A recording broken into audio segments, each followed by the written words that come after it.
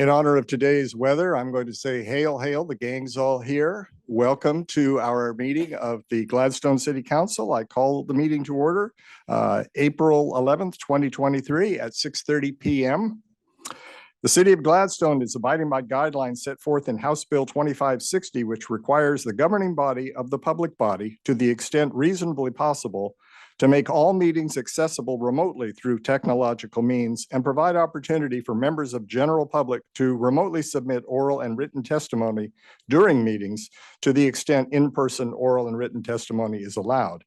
Therefore, this meeting will be open to the public both in person and virtually using the Zoom platform. And the Zoom instructions are in the agenda of the meeting. If members of the public would like to comment on an agenda item, either virtually or in person, they were to email their comments to the city prior to 12 noon today. And individuals attending in person may submit a speaker card to the city recorder prior to the beginning of the meeting. Comments are limited to 3 minutes. The City Council, we've changed a little bit of our agenda this week. At the wonderful suggestion of Councilor Garlington, the City Council will have Gladstone City event announcements during the meeting and business from the audience at the end of the meeting.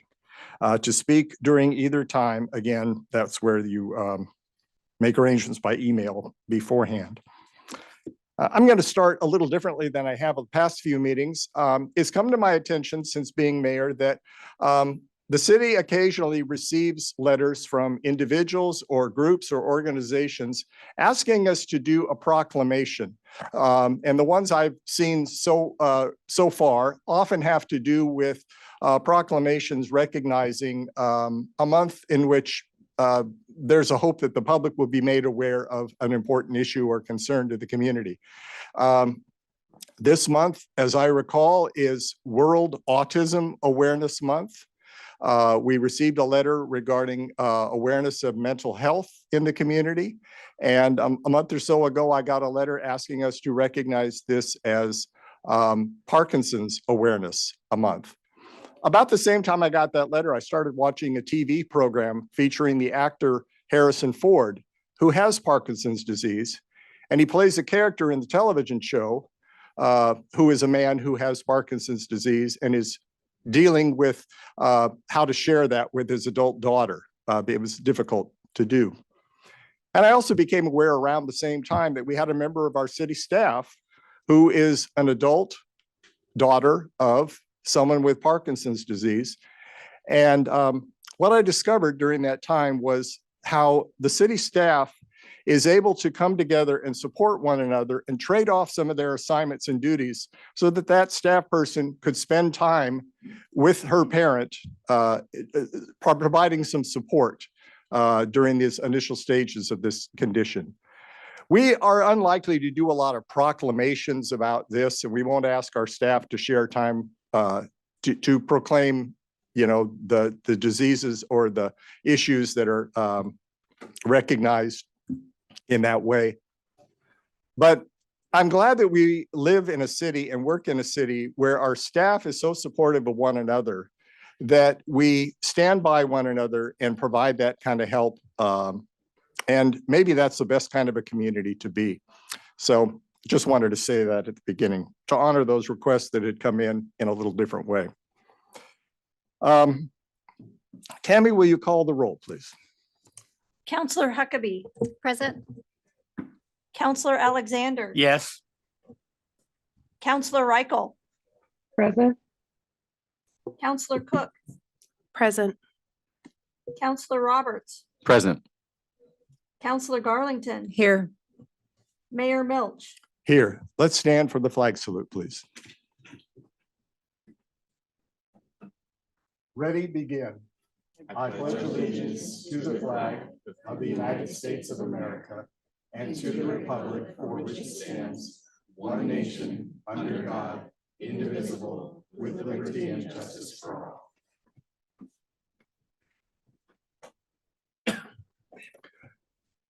We have a pretty long agenda tonight, beginning with our consent agenda that includes most of the minutes and reports that are a part of each month's consent agenda. And also we will consider awarding a contract for a crosswalk project and approving a liquor license application for a change of ownership at High Rocks Restaurant. Following that, we will have our Clackamas Fire District #1 update. We will then have Gladstone City event announcements. And on our regular agenda, we have policy guidance on the climate-friendly and equitable communities related to Oregon Administrative Rule OAR 660-012-0012. A presentation from the Happy Valley Youth Council, welcome. A council discussion of utility extensions to property outside Gladstone. And we will discuss reviewing our city council rules and the conformity to the city charter. Then with business carried forward and business from the audience, business from the council, and then we'll adjourn. So let's begin with the consent. Oh, are there any additions or corrections to the agenda for tonight?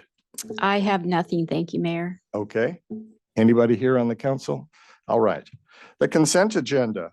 It includes approval of our minutes from March 2nd and March 14th and March 28th, and approval of the bank balances, the budget report, the check register, the legal costs, the department head reports, which I commend to you as I do always. It's just a great way to find out what's going on in this city.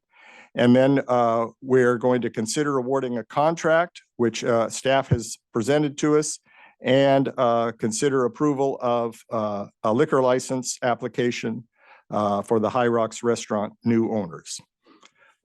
Is there a motion to approve the consent agenda as presented? I will make the motion to approve the consent agenda. All right. I'll second. All right. It's been moved by Councilor Roberts, seconded by Councilor Alexander.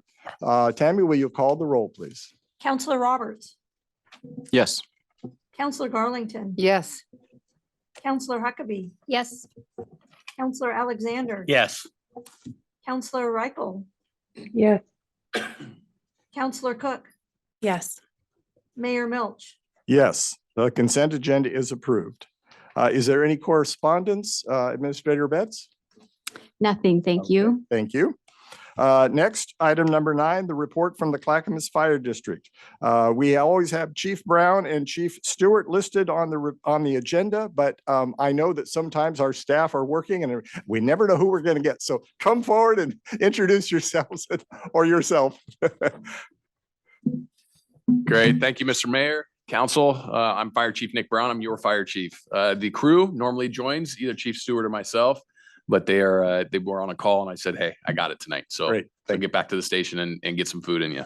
I'm excited about tonight to hear the youth council behind me. I know some of these stellar individuals, and it's amazing what they do in the community and the example that they are. So I commend you as a council for bringing them forward to talk about their program. It's pretty impressive. As far as updates, I'm going to be short and sweet. That way we can move on and listen to the youth council and the other agenda items. Just a couple of topics that I want to hit on. Number 1 is Crew 30 and Crew 31, which is our Type 2 hand crew, is in service and getting trained up for the upcoming year.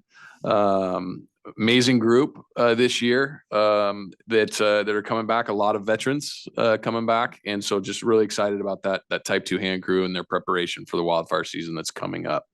MAT training, we had MAT training, EMS training, and Chief Huffman brought in virtual reality this time. And so what it was based on traumatic events. And we use virtual reality to have the responders go in and treat the patients. And it was pretty impressive. It's a new way to try to form that recognition prime decision-making process. And so it was very productive this year for that MAT training. We had, as far as PR events, we did the Easter egg hunt on Saturday, which was absolutely amazing. But there's something on the back end that I want to talk to you about as far as the Easter egg hunt. Right before then, our crews went on a cardiac arrest. And while they were fighting to save the individual's life, they moved from that directly into a public relations event and had a blast. And it's on one hand, you experience death, and then on the very next hand, you experience joy. And it's something that your law enforcement, Gladstone PD, and your firefighters do on a daily basis. They'll go on on really tough calls. And on the very next interaction will be with a bunch of kids. And it's really the mental side of the job. It's just, I'm so impressed with the men and women of law enforcement and with the firefighters for what they do for our communities and how they're able to serve all the needs that we have. So just really impressed with that crew, being able to go on a call like that and then be able to go have fun with the kids. So we received an apparatus grant for a Type 6 brush truck. We should receive that. Unfortunately, it won't be this year, but it was approved from the state, so we should receive that by next year.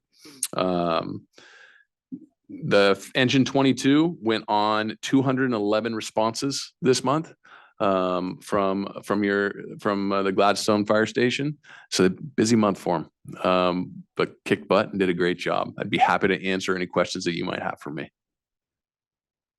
Just for clarification, I assume a brush truck is a truck that fights brush fires? Is Yes, that sir. Okay. Yeah. And does that mean a long distance hose? Because I know sometimes it's hard to get close to things like that. Yeah, so there's a progressive hose lay on there. It's filled with hose as well as a smaller tank meant to go off road into brush. We have two types. There's a Type 3 and a Type 6. You'll hear that terminology for us. The Type 3 is a bigger apparatus. It's a bigger, heavier duty brush truck. The Type 6 is a lighter duty. It's a pickup truck, typically like an F350, F450 style that has a tank in the back, a water tank of about 250 to 300 gallons. And then it's outfitted with hose for that progressive hose lay. It can extend 3,000 to 4,000 feet, just depending on the stretch that we're utilizing. Great. Yeah. Thanks, Mr. Mayor. Other questions from councilors? Well, just like you said with the Easter egg hunt, I just want to commend you guys. I was standing with Administrator Betts and it was really exciting to see all the kids climbing around on the fire truck after the hunt and everything. So thank you guys for sticking around and, now knowing you came from that cardiac, it's really exciting to see you guys out in the community and I could tell all the kids were very excited. So thank you very much for that. Awesome. Thank you, Counselor. Appreciate you. Of course. Oh, one more thing. I did send some pictures to Jackie that she'll be sending to you. The firehouse table was completed by Fire Restoration in Gladstone. Pretty amazing. I really loved how it had Jeff Smith's belt buckle and some of the memories of Gladstone Fire built into that table. It shows that partnership and everything that we're doing together. It's pretty impressive. And I want to say, I had been told that Tammy Bannock started the Easter egg hunt when she was a child. I know Awesome. she's been doing it for 30 Love years. that. She started working on it when she was a child and has been working on it for 30 years. But she told me tonight that the fire department really was the one who headed that up probably before your time. Yes, sir. But once again, anytime we have these big, gatherings and traditions in this community that bring everyone together, it's really exciting. It makes us glad to serve the community that has that in its tradition and in its past. So Love that. thanks to your department for helping this year. Thank you, sir.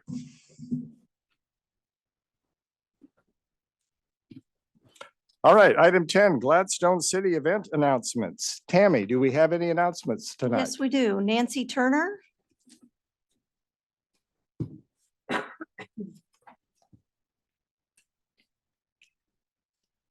Be sure to, there you go. Very good. You're experienced. I am experienced on this. Hi, I'm Nancy Turner. I live here in Gladstone. And I'm here representing the Friends of the Gladstone Nature Park tonight. I'm here to remind you and to invite you to the premier event that occurs in the spring season here in Gladstone. And that is the Arbor Day plant sale that's held in the Nature Park on Saturday, April 22nd between 9 and 2. This year, the last few years that we've had this, we've really concentrated on having native plants, the hardier native plants.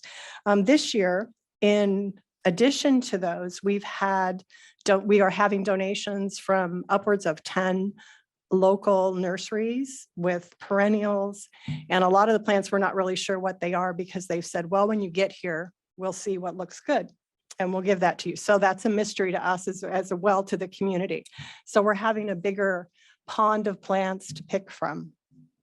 In addition to the plants, we're going to have the Gladstone Library will be there with their seed catalog.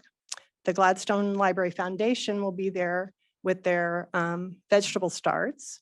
And then there's also books that will be available for children from those two organizations. Rex, who works here in Public Works, will be there with his honey and answer all questions having to do with bees. So that's a great addition. We also have a metal artist who does amazing work, arbors, signs, all sorts of beautiful things. The gearheads will also be there collecting unused electronics from the community. And the food bank will also have a donation barrel. So it's kind of a wide variety of things, but the main focus will be the plants. We encourage you to come to the sale. And then while you're there, take some time to walk through the park. At the current time, there's a lot of plants that are waking up, especially on the Butterfly Hill. We're seeing lots of blooms starting to happen. And also there's a lot of restoration that's going on in the nature park. We've had some of the invasive plants are starting to be cut down and all of that. And pretty soon we'll start with the replanting of that. So kind of take some time to notice that. All of the funds that we make from the plant sale will go directly to support invasive removal and also then restoration within the park. So it comes and it goes right back into the park. So we ask your support, bring family, bring friends. Mother's Day is about 2 weeks after that. So there's some lovely things that you'll be able to find at the plant sale that you can give to your mothers. I also am going to leave on the back table back here. This is a little flyer, but on the back, there's a place for you to put your name and your phone number and drop that in a raffle box at the park. And we're having a drawing for a plant. So Great. Come share that Saturday with us. If any of you are early risers, grab your coffee, come on up to the nature park about 7:30 and help us unload all those plants. We need all the help we can get. So Thank you, Nancy. thank you. Do you have any questions? All right. We have one additional, and that is Bob Everett. Okay. Bob Everett.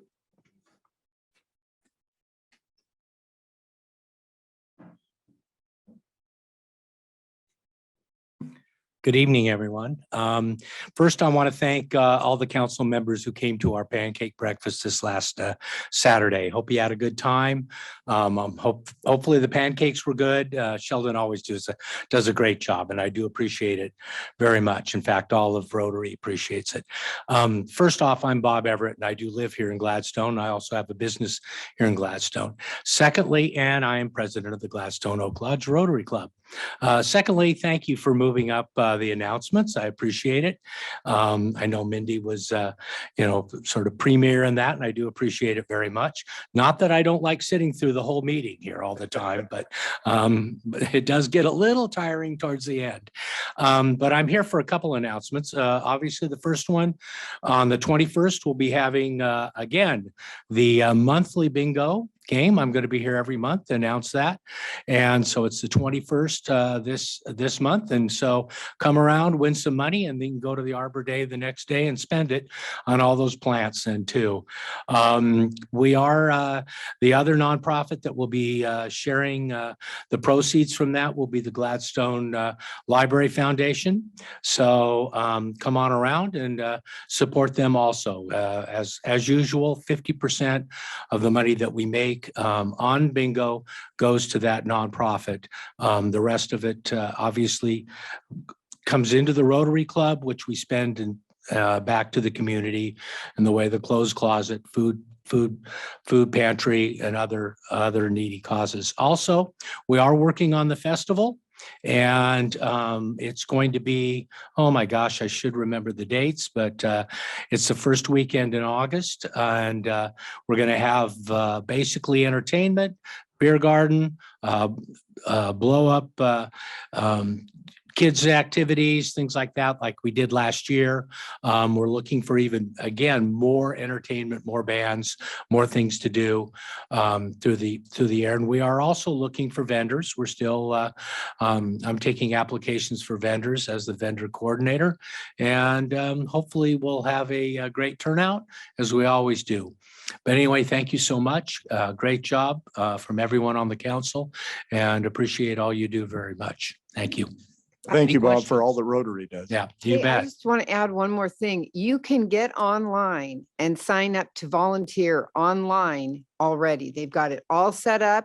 You can pick your things and it's super easy to do. And I know that they appreciate any volunteer, any hour you can be there. Right. Is this for the Especially festival? For the For festival, the festival. especially that midnight cleanup crew. I noticed it just thought there Well- might be somebody younger that could. do it. Well, Bryce and myself and his father, thankfully his father, we were there till 2 a.m.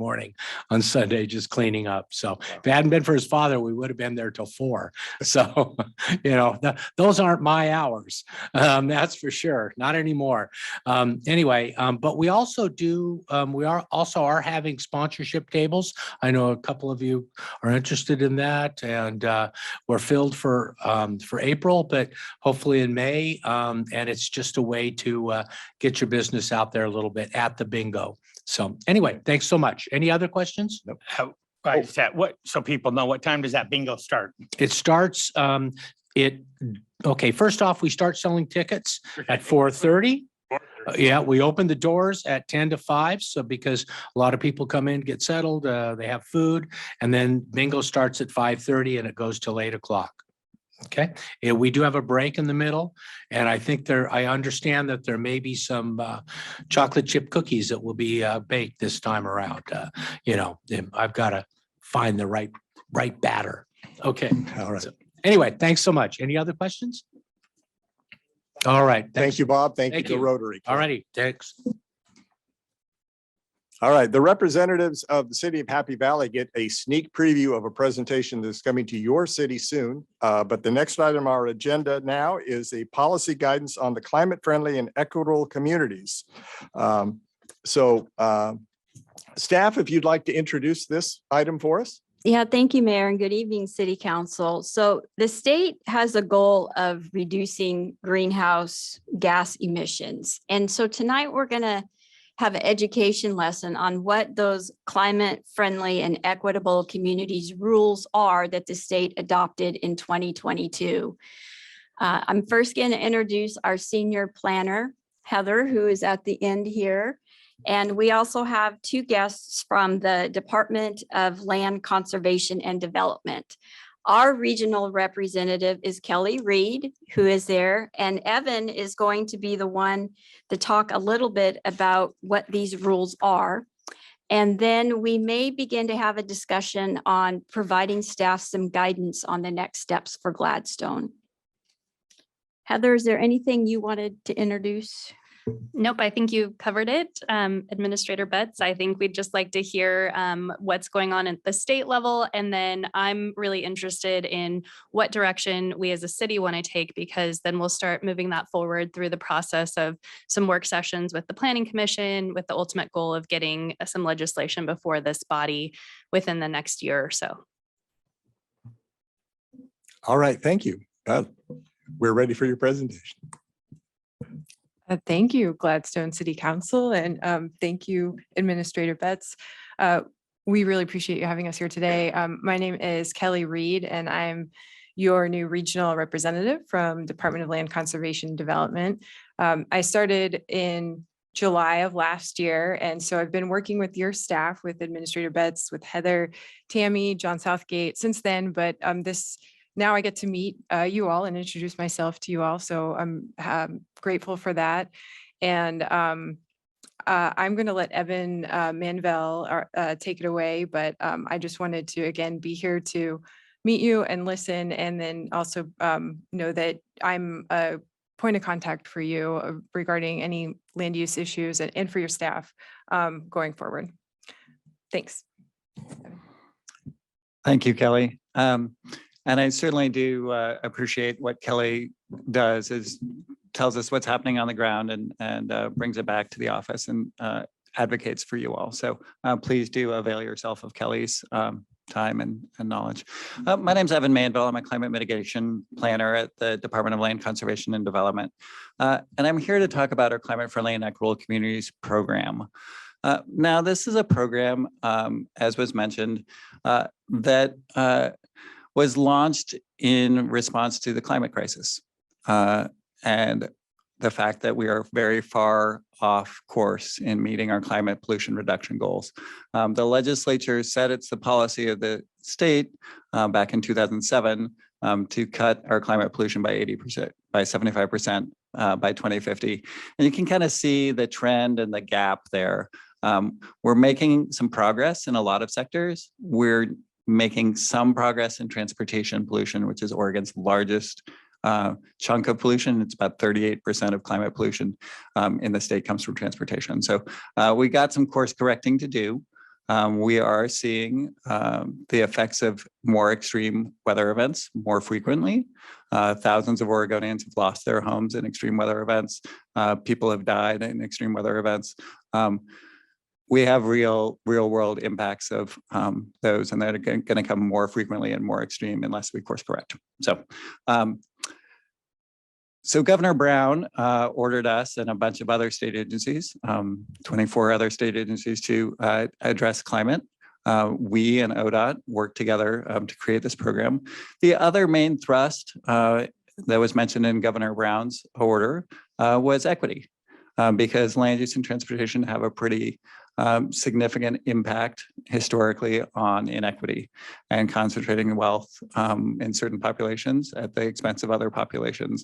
And that's kind of an we still see the impacts of that because wealth is generally transferred through property. So those people who benefited generations ago were able to pass that down. And even at the same income levels these days, you see a huge wealth gap. The average Black household has about 1/10 the average wealth as the average white household. So yeah, trying to make sure that we do what we can to address equity. Now, the program that our commission directed us to set up, so they said, well, focus it on get the most impact for the effort. And so it's focused on the 8 metro areas in Oregon. About 2/3 of Oregonians live in those areas. Obviously, you're in one of them. Outside of that region, this program doesn't apply. Now, as much as it's about climate inequity, we think that addressing climate inequity can have a lot of co-benefits. It can help with housing and employment choices and options. It can help the economy, help people get around. And kind of one of the other themes is building on what the metro region has already done. We realize that the Portland metro region, including you all, have taken some significant steps, and we don't want to recreate something, but kind of build on that. So the program has a lot of aspects. One is called something climate friendly areas, and that doesn't, those areas are similar to what you already have in this region with your regional and town centers. So in the metro region here, it's just saying implement what you already have in the Metro 2040 plan. So downstate, some other communities are having to do that sort of work and find where they're going to have a more vibrant place where people can walk around, but you're just implementing your previous work. Another aspect is, of course, changing how vehicles are powered. So leaning in a little bit more on EVs and allowing future developments to be ready once the market demand is there. And so let's put in the conduit now, and then it's easier to put in the wiring and the charging stations. So that's a requirement that 40% of spaces in new multifamily have just the conduit. So we're not 10 times as much expensive to rip it up and reinstall it. Now, transportation system plans are also a significant part of the rulemaking. And there are some changes there that are just kind of leading in and making sure people have options in how they get around while still planning for driving and freight. Thinking about measuring success in multiple ways. And this is kind of an ongoing project. It's many years. It's the next 8 or 9 years. We're going to be updating transportation system plans. I think there's a slide in here that says when you're a few years away from that, but that's an aspect. I'm mainly here though, well, here's a brief timeline. So to talk about parking reform. Now that's another piece of the program. So we're asking each community to choose and implement parking reform strategy. Yours is currently due in June 2024. You got an extension from June 2023 because you got a lot of work on your plate. So you asked for more time, we gave you more time. The implementing town centers on there for 2025, and then 26 to 28 is what ODOT currently has you scheduled for your transportation plan update. So parking reform is a big deal. And it's a significant change from the status quo. Why do we care about parking reform? Because parking is a huge land use. And you can see that red blotch map, that's downtown Corvallis. That's just the off-street parking. That's not the on-street parking in downtown Corvallis. And that Corvallis is not in any way unique in that. It just uses a lot of land, and that has a lot of impacts. It pushes other uses apart, makes it less walkable. And it uses it for something that it could be used for something else. It could be used for a business or a park or a home or something else. As you can see in the other diagram, it's a lot of land. So by reforming parking, we're hoping to help housing get built, help small businesses, and improve walkability and equity. Now, the stuff that, while the parking reforms are significant, and you do have a choice in front of you, there's some stuff that we just said, this just makes sense everywhere. So these are changes that went in as of January 1st this year in all the jurisdictions that our program applies to.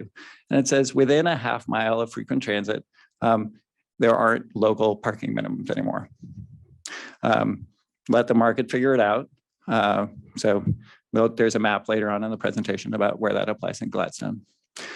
Also for things that we desperately need, affordable housing and other equity uses, shelters, SRO, single room occupancies, if we can develop that, et cetera. Those don't have parking mandates. And then we're saying new multifamily, you can require up to one, but you can't require more than one. The market may very well provide more than one, but local governments aren't requiring more than one. And then as Heather and Administrator Betts noted, there are some choices for you coming up. So that's kind of parking reform in a nut.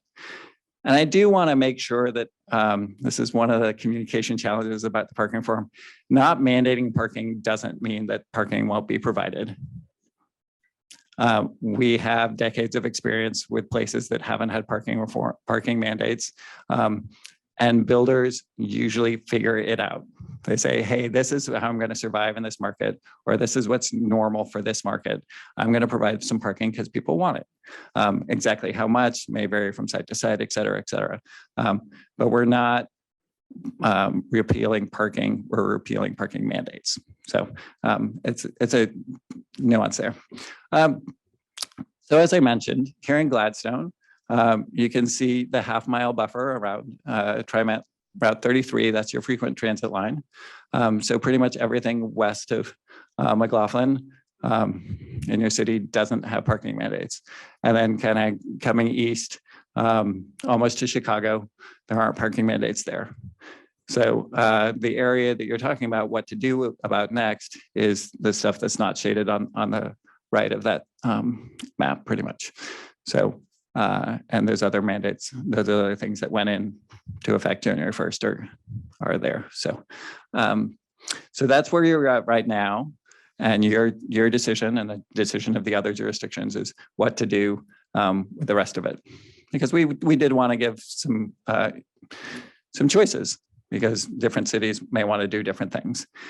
All of these choices, these are kind of the three options in our program. All of them are significant changes from the status quo. Because as we saw from the charts to start the presentation, the status quo is not working. And we do need to shift significantly from the status quo. The options that are you're asked to choose and implement one of these three. Option one is to just say, you know what? Everyone can figure out their own parking. Like, let's leave it up to the market.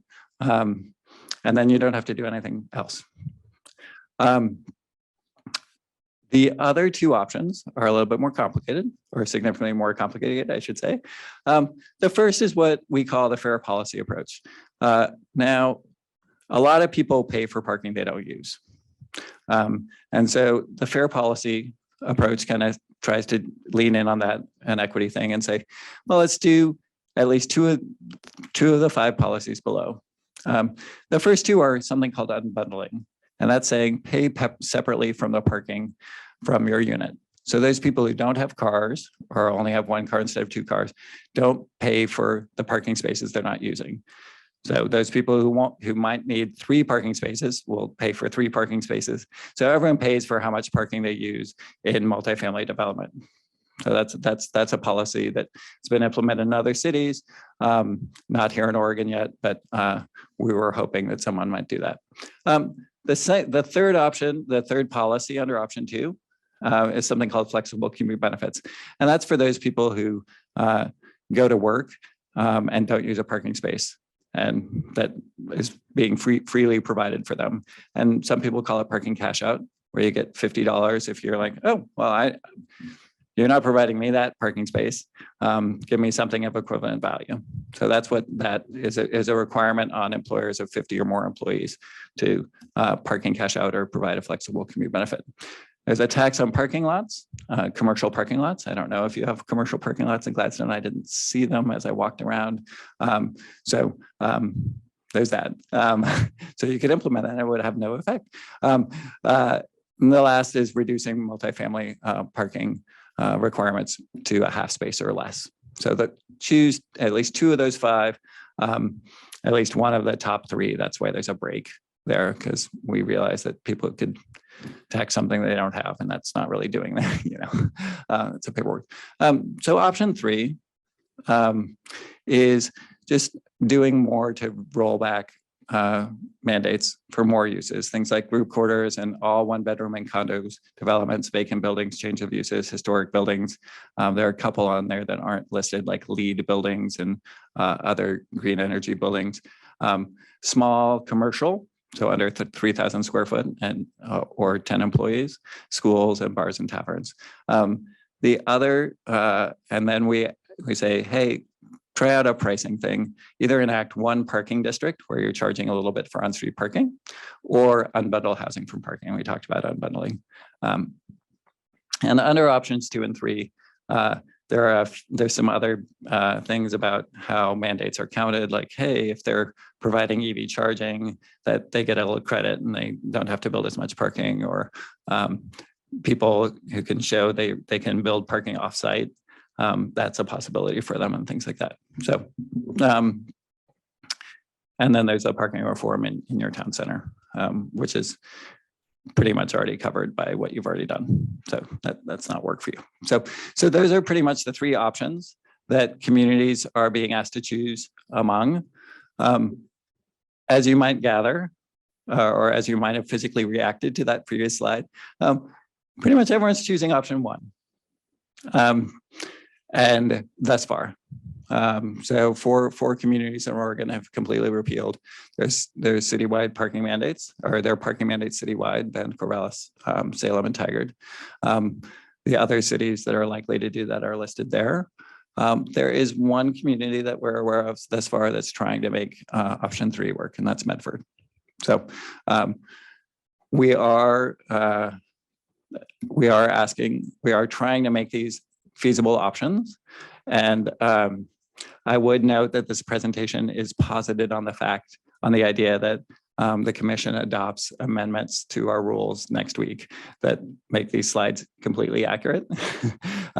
As of right now, option 2 is 3 out of 5 instead of 2 out of 5, and some other small tweaks. So we tried to make options 2 and 3 a little bit easier for folks, because we do want them to be options that you might consider. But that's where we are. That's what communities are grappling with. They're trying to choose one of these 3. And I think with that, I will open it up to your questions. You have described these in very general terms, but will the department be preparing some sample language that could be inserted into existing codes that, it's kind of have been tested or developed in a way that makes it easy for us. So we're not all trying to reinvent or invent for the first time something new. Yeah, thank you for the question, Mayor. On a lot of these parking reforms, we do have sample language, either from communities in Oregon that have implemented them or communities outside of Oregon that have implemented them.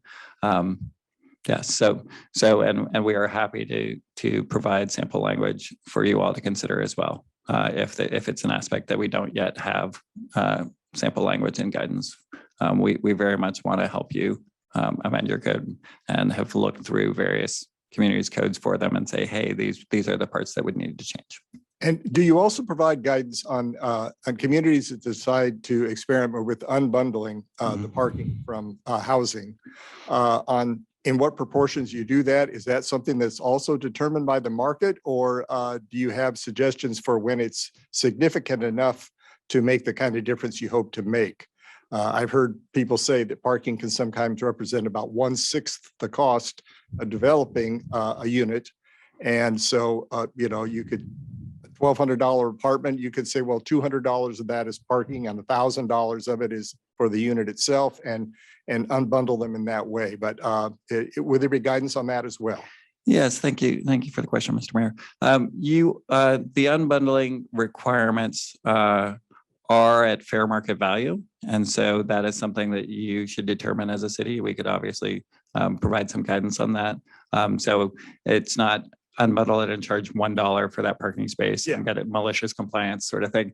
So there is a requirement that it be at fair market value, and figuring out the fair market value is an exercise, but something that we'd be happy to work with your staff on if that's a direction you would like to take. All right. Are there questions from other counselors? Yeah. Councillor Huckabee. In regards to the flexible commute benefit, I'm familiar with a lot of corporations downtown Portland have it already. But in regards to the 50 or more employees, how many companies in Gladstone would that represent?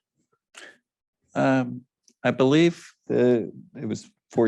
It Go was ahead. 15. I looked that up today. In 2019 was the latest data I could find on companies in Gladstone with over 50 employees, and it was 15 in 2019.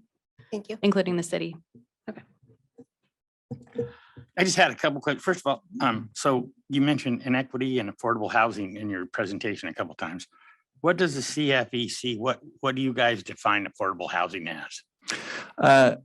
The affordable housing refers to, I believe, the statutory, the 80% area median income and below. I believe that's, I don't have that language in front of me, but I could get that to you. Yeah, I think it's 80% and below. So, okay. And well, the other one is right here. It says reduce burdens of how mandates can be met.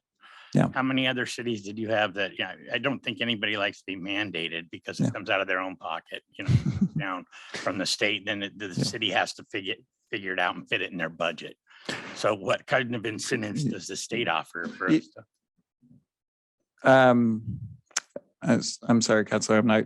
So let me say something and then you can follow up because I'm not sure I'm good. So when I say reduce burdens of how mandates, this is the local parking minimums. So it's the local mandates, how they can be met. Now the state has been trying to provide technical guidance and staff time to folks. And as part of our ongoing rulemaking, we are adjusting these regulations somewhat based on feedback from local governments who are trying to implement them. And that's in part why we have the temporary rulemaking next week to adjust some of these dials that have not been easy to implement. And in part what our commission directed when they adopted the program, they said, hey, there's a lot in here. Let's keep monitoring it and working with our local partners to make it work for them. So I'll say that on that, and I don't know if I addressed your. Well, there's no kind of cost incentive then to the city from the mandate. Right? Who's paying for the program? Yeah. So the work that we were able to fund through the state legislator gave us some funding for this last biennium We were able to provide some assistance for those 15 communities that have to do climate-friendly areas, zoning, and to think about equitable engagement. Here, there isn't currently funding directed for grants for the next biennium. There are some conversations about that. We had a proposal that isn't in the governor's recommended budget, but we are in communications with folks because local governments need resources. So we always we know that local governments are stretched, and especially the planning. We're most aware of the planning resources being stretched compared to historic levels, and there's a lot coming down from the state, both the state legislature and administrative agencies, and we're sympathetic to that. So we're aware of the need.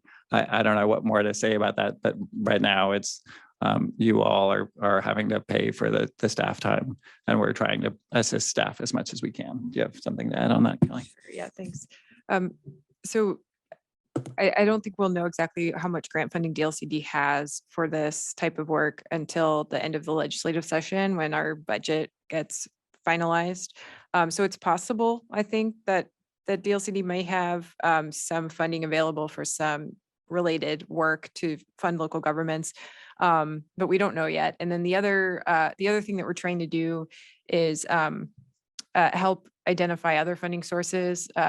I've talked with your staff about grants that come from Metro that could be potentially utilized for parking related work, parking reform, and especially within your town center area, kind of where we are right now in your downtown area. So I think there are some opportunities that are out there, but there's a little bit of uncertainty right now about exactly how much funding and what's going to be available. So you're looking at it. Okay, thank you. Councilor Reichel, did you have any questions?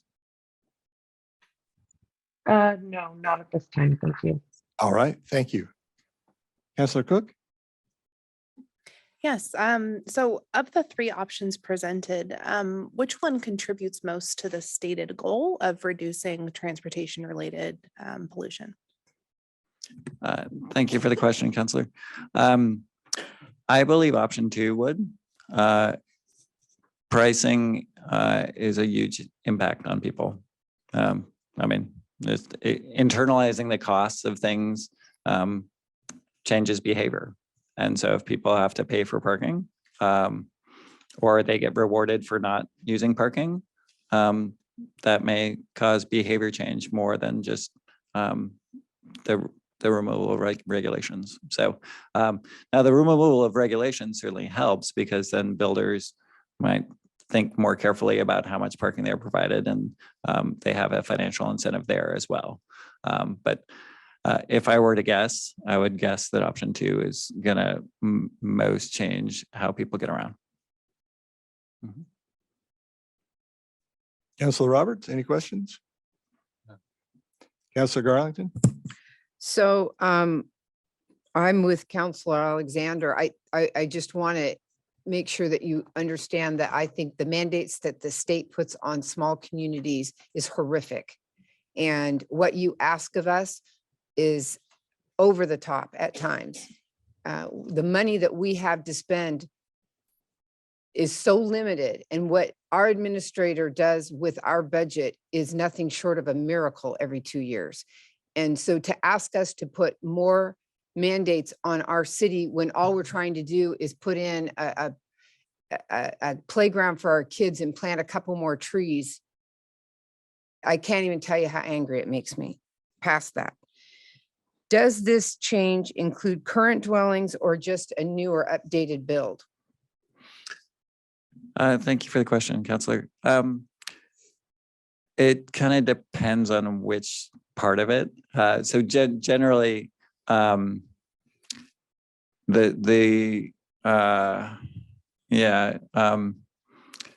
developments or redevelopments in the areas near frequent transit can't have parking mandates. So a redevelopment or a change in use or anything near transit like applies to both existing and new development. Some of the other stuff just applies to new development. Most of the stuff in option, yeah. So it's kind of a case by case situation, and it gets really weedy and tangly. So some of it only applies to new development, and some of it, yeah, does not. Okay. Sorry. I guess my question would be is, we've got an apartment building down on Webster Road. Mhm. 2 or 3 years ago, they came to us and said, our people are wanting to move out because we don't have enough parking. And I fought through that forever, thinking you can't put in a 3-bedroom apartment, a 3-bedroom unit in an apartment complex and only give them 1.5 parking spaces. It doesn't work. Your streets become a parking lot. That in itself is a hazard to all of our emergency vehicles. There are roads in Portland that you cannot get an emergency vehicle down because there are cars parked everywhere. Everywhere. I've been down them. I've seen them. I know it. My mother lives in North Portland. It is a joke down some of those streets. So my question is, if somebody has an apartment complex and they've got a parking structure, not a parking structure, just a parking lot next, right adjacent, they can just build on top of that and say, I guess y'all get on street parking now.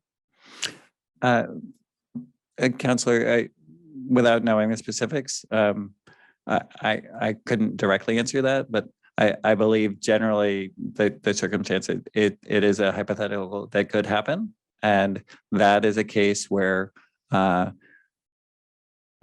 if you're concerned about that, you as a city have control of the street parking, and you can say, okay, there's no parking allowed on the street. And then the developer would, that is a way that you might consider preventing that from happening. Or, hey, there's time limited to hour, and so people don't park there for a long time. So parking management is a key tool in making parking work, where there are site-specific problems, where there's spillover parking, that's the term, or where there's congested parking. So being going around your city, it's not something you currently do.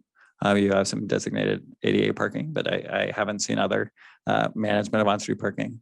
But that is the tool that cities use to address that sort of problem, where you're concerned about, okay, there's a safety issue here, there's too much on-street parking here. You use signage and enforcement to address that, to make sure you can meet your community needs. So that's what communities do in that situation. Thank you. I just have one more real quick follow-up. So you say most of the people are picking option one. Mhm. Is that because it's the cheapest to the city? Thank you for the question, Kathy. Yeah, certainly that's a lot of what we heard. This is the simplest and the cheapest, and we don't have the resources to do the others. And we're sympathetic to that. And but yeah. Can I add to that? Yeah. Sorry, I'll add to that there are a lot of other communities that requested alternative dates, requested a deadline extension, the same as Gladstone did. And so they have received more, there's more time to figure it out. And many of your neighbors have done that. So Oregon City, Happy Valley, Clackamas County, they all kind of have this extended deadline as well, in Westland. And so they are using that time to do the same thing you're doing right now, is explore these options. And I think that, they just haven't gotten there yet, haven't even had this conversation yet in many cases. And so we aren't sure, which direction they'll go, but I have heard other communities in their conversations about this. I think it was Milwaukee, when they looked at the options, their first inclination, which I don't know, they haven't made their decision yet, but their initial inclination was to go towards option one, because not only was it simpler and faster to implement, and easier for staff, because they didn't have to write a bunch of new code, to basically just repealing some of the regulations that are in the code now. But also it would be more straightforward for developers and property owners, right, to have the same regulations citywide. So that was one of the reasons that they are looking at option one.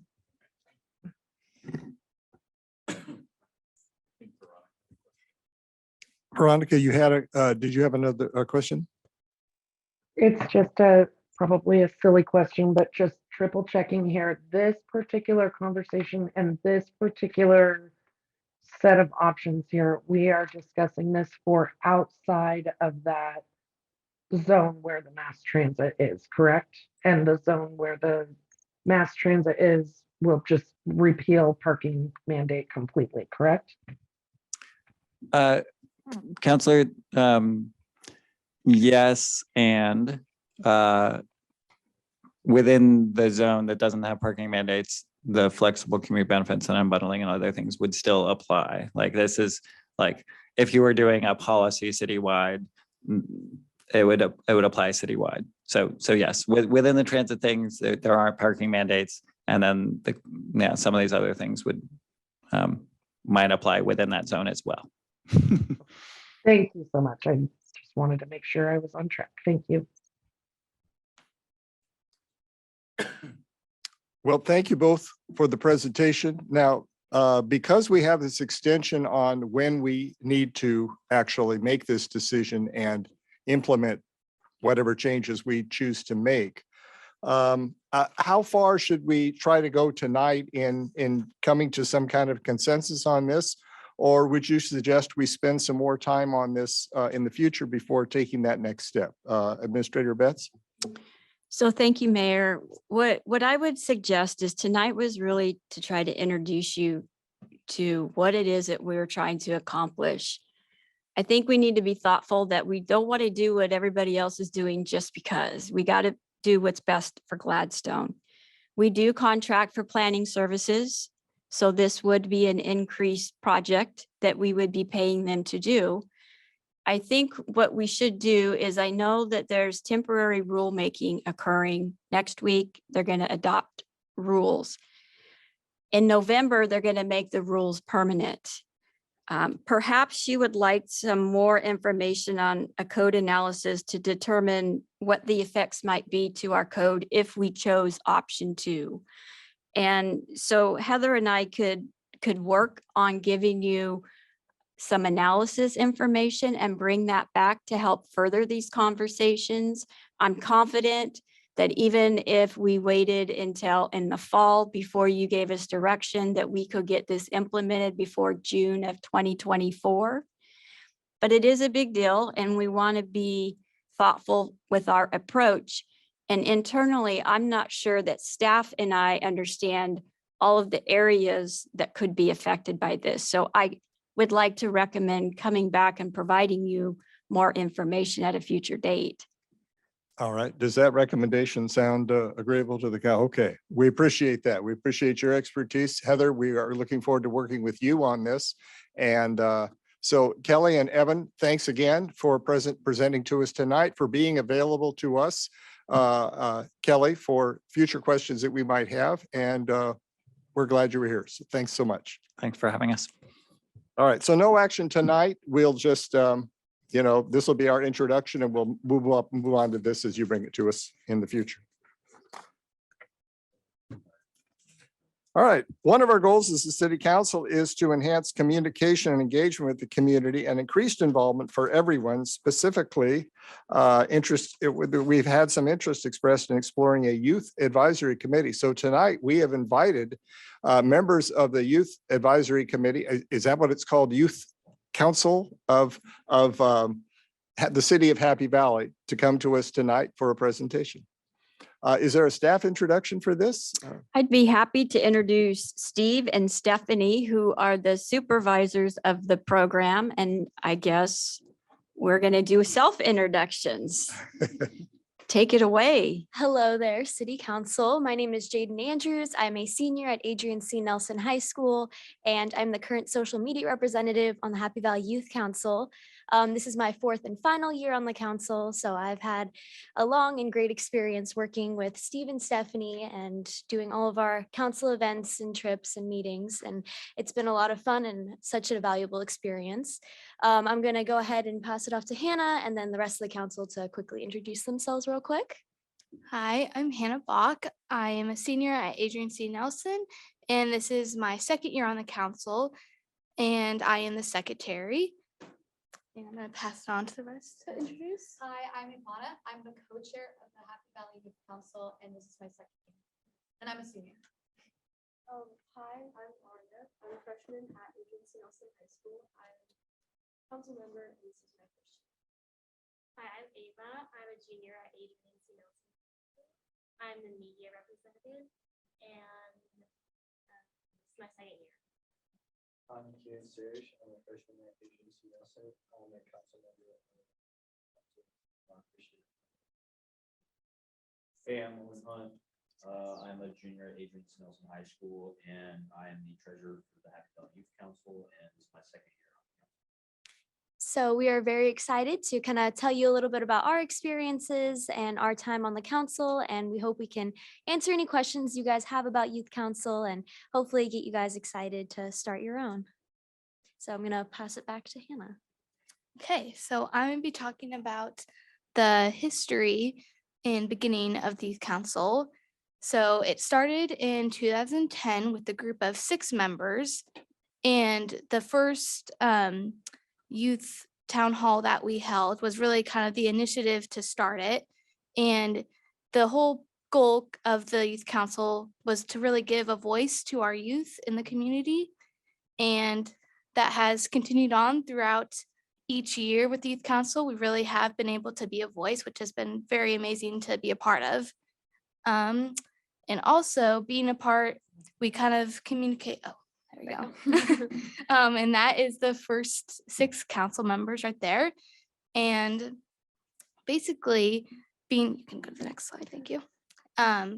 We basically work with the mayor and city council with important team topics, and working with them has really opened the door to talk to other elected officials and our state legislators.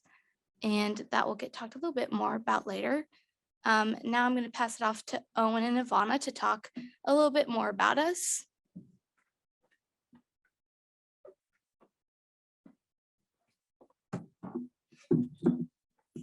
Okay, how's it going? Thank you so much for having us.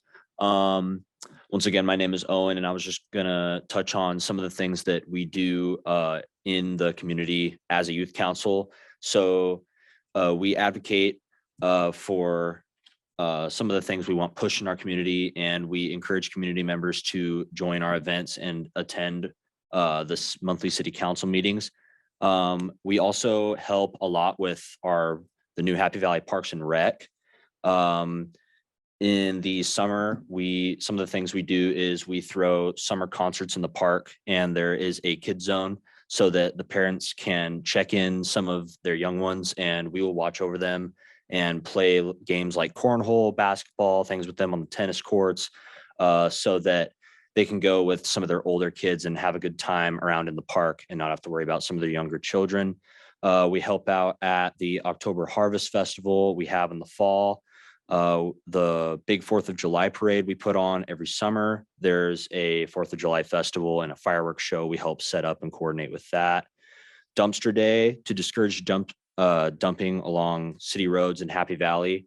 Anyone within the city limits of Happy Valley is permitted to bring all their household waste to Happy Valley Park, where we have large waste disposal centers set up, and we help distribute it and get it taken to where it needs to go to be disposed of properly.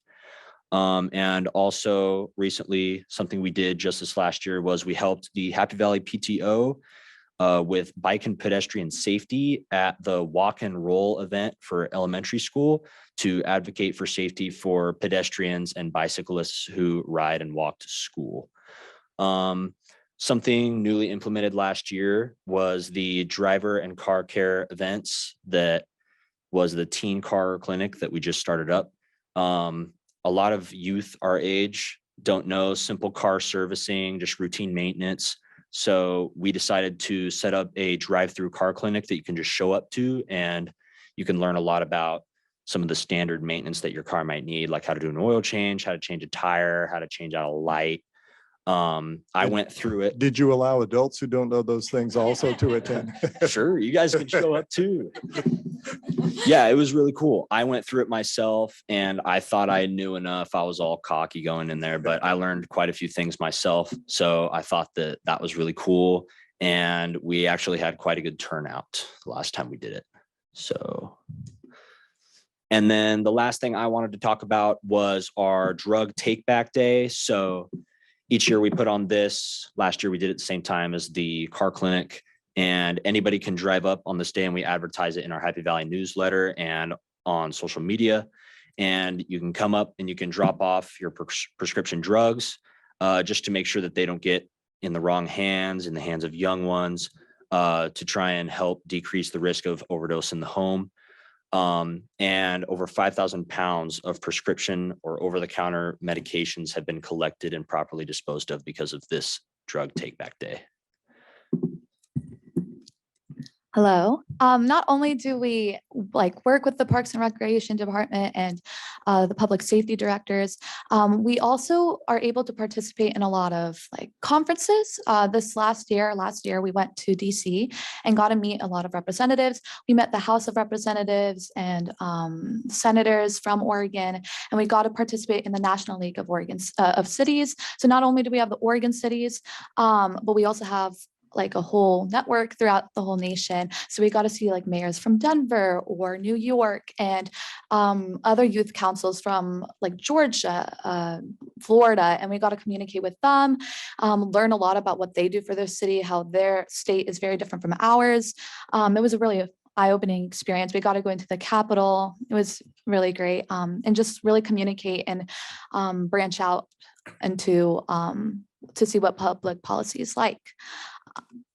Also, we also put on a lot of forums. In the past, we've done bullying, anti-bullying, cyberbullying, mental health awareness forums. And then this very year, in November, we had a gun violence threat in Clackamas High School, and it really impacted the community a lot. The adults didn't know how to respond, as students didn't know how to respond.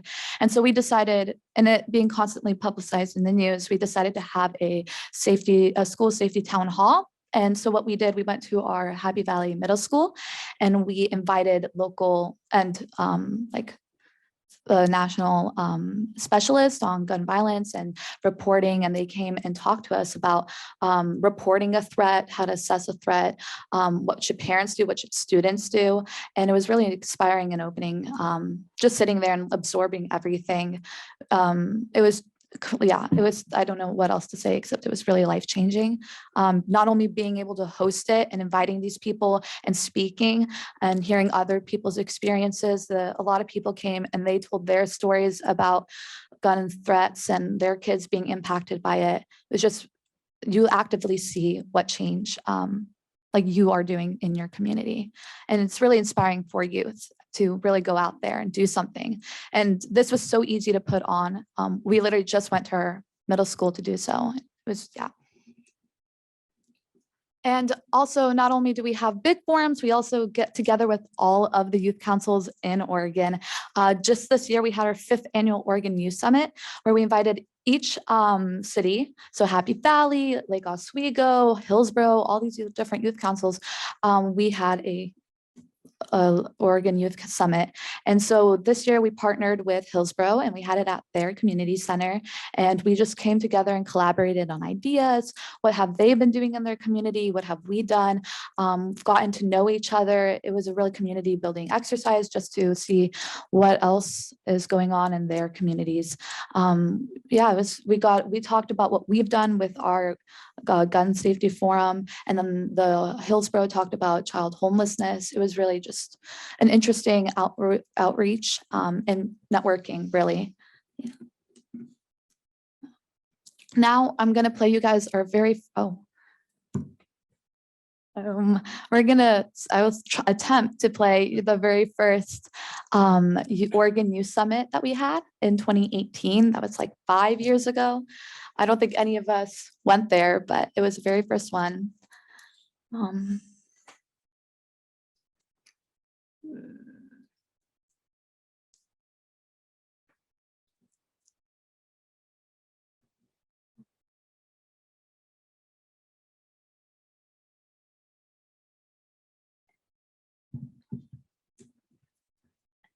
Do you guys have any questions meanwhile? Oh, I just had, you answered, so how many, do you know how many youth councils there are statewide? I know you said you just interacted, but I mean, was that just with Clackamas County youth councils, or is this a statewide program, or? I think we had about 8 youth councils come to the meeting. Yeah, I think it was mostly focused in the Portland metro area. Yeah.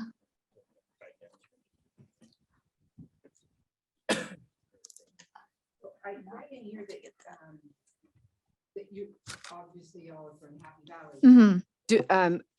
And all of you, it sounds like, are from the same high school at this time. Do you ever get kids from other high schools? I'm actually from Portland Christian High School. You are. So I go to a different high school, and we had oh yes, I apologize, but we also had someone from LaSalle. So we try to branch out from other high schools. It's just really largely most of the kids from Happy Valley go to either Clackamas or Nelson. So, and we actually right now have 12 people in our youth council. Not everyone is present today, but we originated with 6, and then we're trying to expand out more. And then how do you meet once a month? What, twice a month? Yeah, we meet once a month to just discuss what else is on the agenda, what's coming up, if there's anything else we want to plan. Like we usually have our staple, like we just added the car clinic as of last year. We usually have our drug take-in initiatives, that's annual. And then we do other things with the Parks and Rec department. We work with them frequently. And then when we have our forums, like this year, we decided to focus on gun safety. We plan that and organize that. And really depending on the month and how frequently we have these events, that's how often we meet. And talk to me about your mentors. Our mentors, well, Steve and Stephanie. Steve has been working as a public safety director, and he has been working with us. He's actually the one who originated the youth council 10 years ago, over 10 years ago. Wow, Steve, you're old. Okay. And then Stephanie works with the Parks and Recreation department. So that's how we kind of get both sides of the aisle, safety as well as, I would say, the more funner aspect of it. But yeah, we just get to work with the law enforcement as well as like planning like events, and it's just like this balance between both sides of I say City Hall and town. Yeah. Good. Thank you. Is the video not able to play? No. Sorry, I wasn't aware there was a video portion on there. We can try. I think it's on the last slide, right? A flash drive. We can certainly try. You need a member of the youth council for text.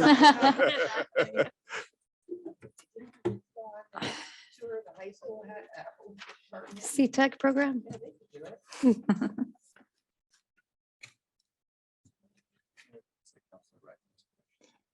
Councilor Reichel, do you have a question?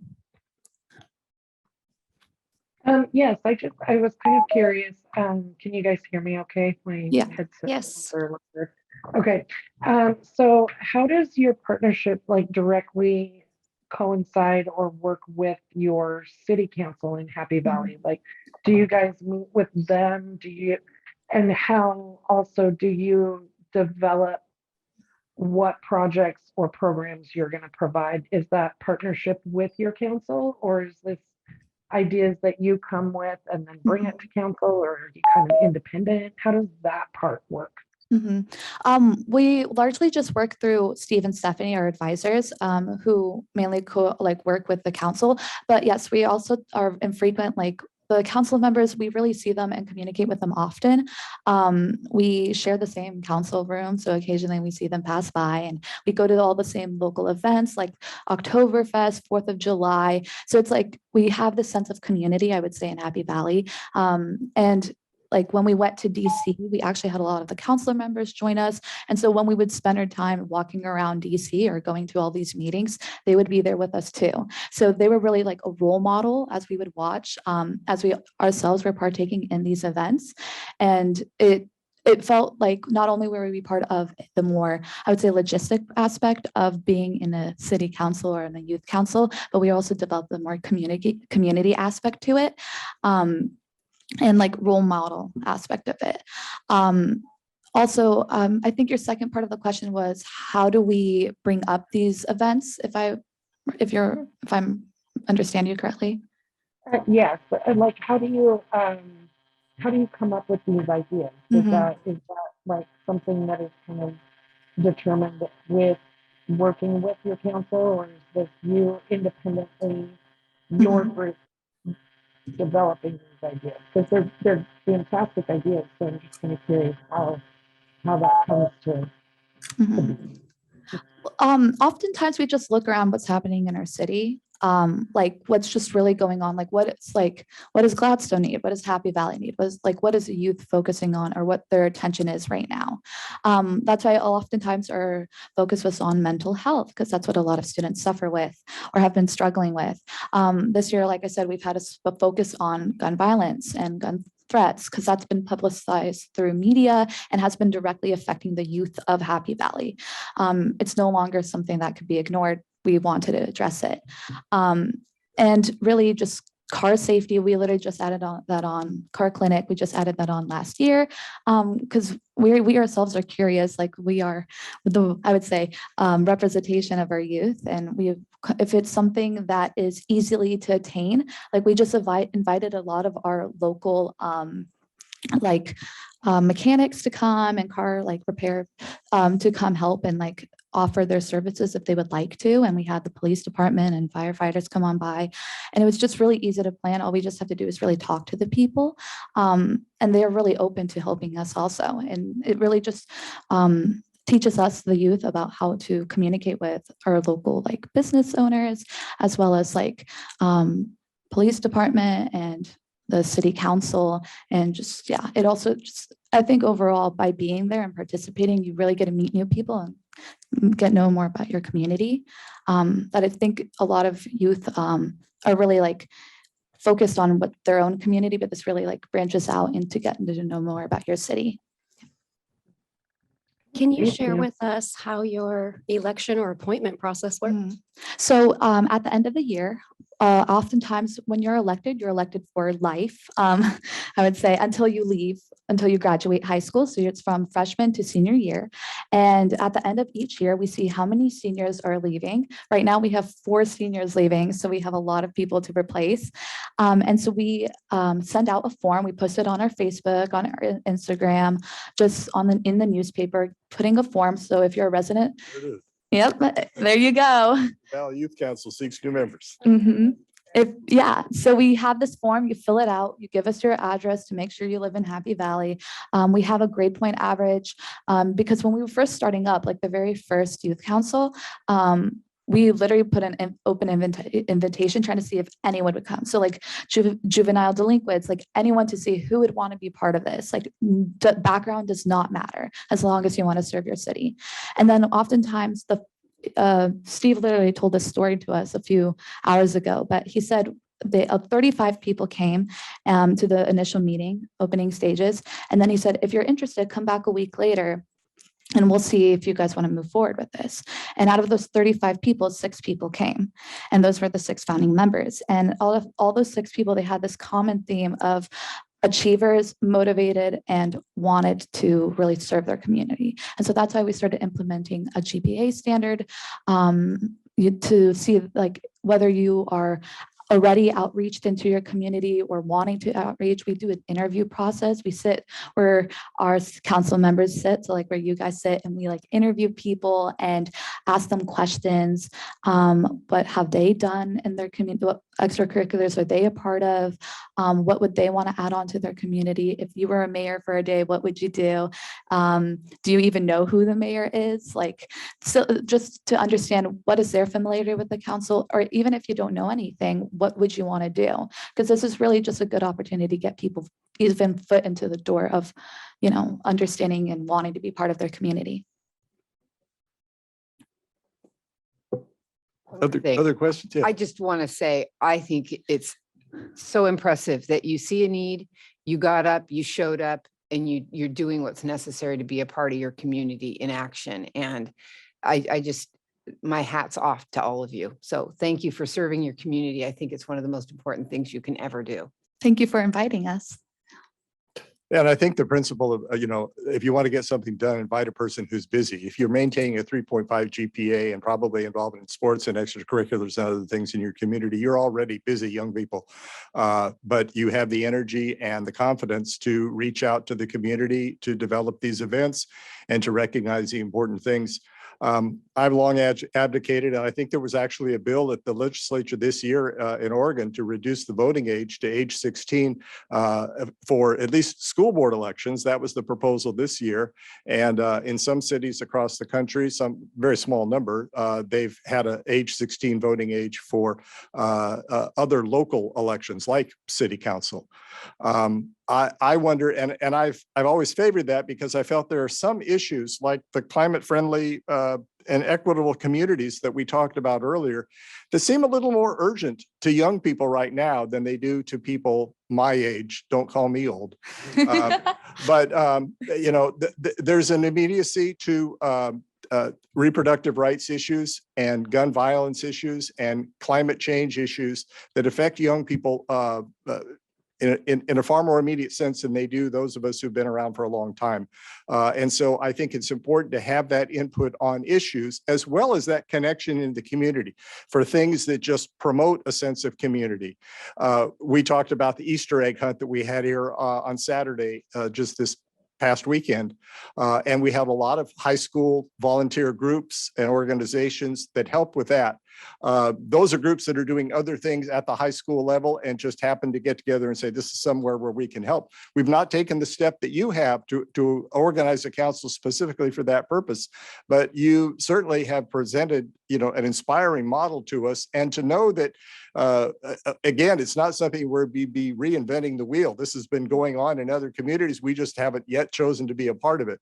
It's exciting to know that we could move into an existing structure and find people who could help a new organization to get going. So that's exciting to me. As you may know, back in November, we took a slightly different approach to involving young people in city administration and politics by electing a recent high school graduate to our city council. And I think Luke was one of the ones who Councilor Roberts was one who suggested that we have you come tonight. So Councilor Roberts, do you have any questions or comments or anything that you'd like to add to this conversation?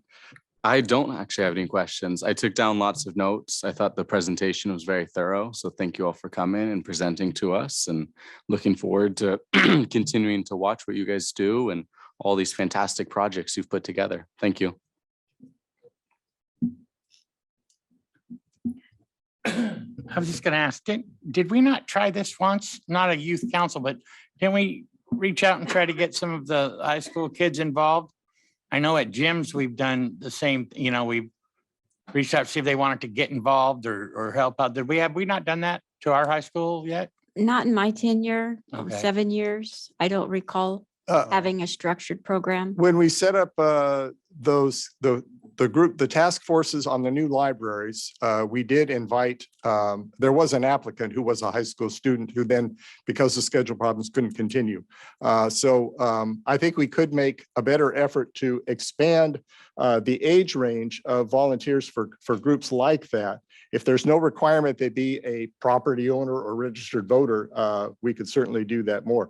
But this is another good approach. And so we appreciate all the the way that you've shared with us and your mentors, leaders being here, and the history that you've shared, because you've worked through some things, you found some ways to improve and add on to what you're doing. And it's quite admirable. And I'm sure that your families and your community are proud of you all. So thank you very much. Thank you so much for having us. And I just want to say, like, this youth council, I think, has touched every single one of us and has shaped us to be better people, and just like changed their perspective on the value of community and community service that I think a lot of youth and just take for granted or don't understand the value of. And so I could only say I highly recommend creating one.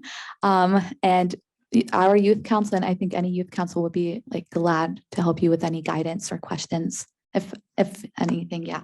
Thank you so much. Great. Thank you.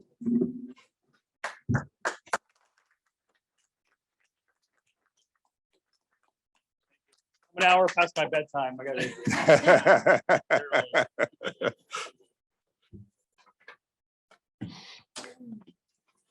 All right, our next agenda item has to do with extending utilities to property outside the city limits. To get some guidance from the council on how to proceed with that, Administrator Betts, can you introduce this item for us? I'd be happy to. I'm going to have our city attorney take the lead on this, but just to give you some background context, our public works director was contacted by a couple property owners right outside the city limits this past year, trying to value whether or not they wanted to replace their septic service tank versus would the city require us to annex if we wanted to hook up to your service. It got us looking at our policies and realized we very rarely get annexation questions in Gladstone, and we didn't have a policy in place. And so City Attorney Jacobs and David Doofman put together a couple of questions that he wants to go over with you to help us develop a policy that we would bring back at a future date. Thank you, City Administrator Betts. Council Chad Jacobs from the City Attorney's Office. As City Administrator Betts said, David Doofman in our office put together a memo, which is in your agenda packet. And for the most part, we are not, as a city, legally required to provide these types of services to property owners that are outside of the city's boundaries. There is one limited circumstance where the state can require us to do that in a health hazard situation, but that's a rare circumstance when that arises. So in every other circumstance, it becomes a policy call for the city as to whether and to what extent you want to provide these services to property owners outside of the city limits. So the first initial question that we have for you is this something that you're interested in providing? If you are, then the secondary question is, are there sort of requirements that we want to place on individuals, property owners who are going to hook up to city services when they live outside the city? One thing to know is that if we are going to provide services outside the city, it has to be to a property owner within the UGB. We can't expand outside of the UGB. That's not really going to be a problem, I think, for Gladstone, but just know that that is a legal requirement. To the extent that you want to provide services to properties outside the city, a couple of the issues that we outline in the memo for you to think about and discuss are, one, whether you want to require annexation if annexation is available. And so that requirement is basically that the property in question be contiguous to the city. If it's not contiguous to the city, we can't annex it. If that's the case, then often what we do is cities require property owners to sign something called an annexation agreement. And that's basically a contract that basically says when they become contiguous to the city, they consent to annexation, because we as the city, except in limited circumstances, cannot force someone to annex into the city. We have to have the property owner's consent. So in exchange for providing services, water services or sewer services, we have them sign an agreement saying when they become contiguous to the city that they consent to annexation, and we can bring them then into the city at that point in time. And then the third option that a lot of cities utilize is they actually charge different rates for individual property owners who live outside the city. So if you did want to provide services to the city, another option you could consider is whether and to what extent you want to have staff explore providing higher rates for those individuals. And that's really just meant to subsidize the fact that people living in the city who pay city taxes subsidize the water and sewer rates, even though we try to make sure that those water and sewer rates completely cover all the costs of running those systems. There are just sort of staff overhead and other sort of issues like these city council meetings that aren't necessarily paid for out of those rates. And so in those situations, city property owners are already paying for those services through their property taxes. And so the higher rate to people outside the city is to help compensate and level that out. And so that's the idea behind a higher rate.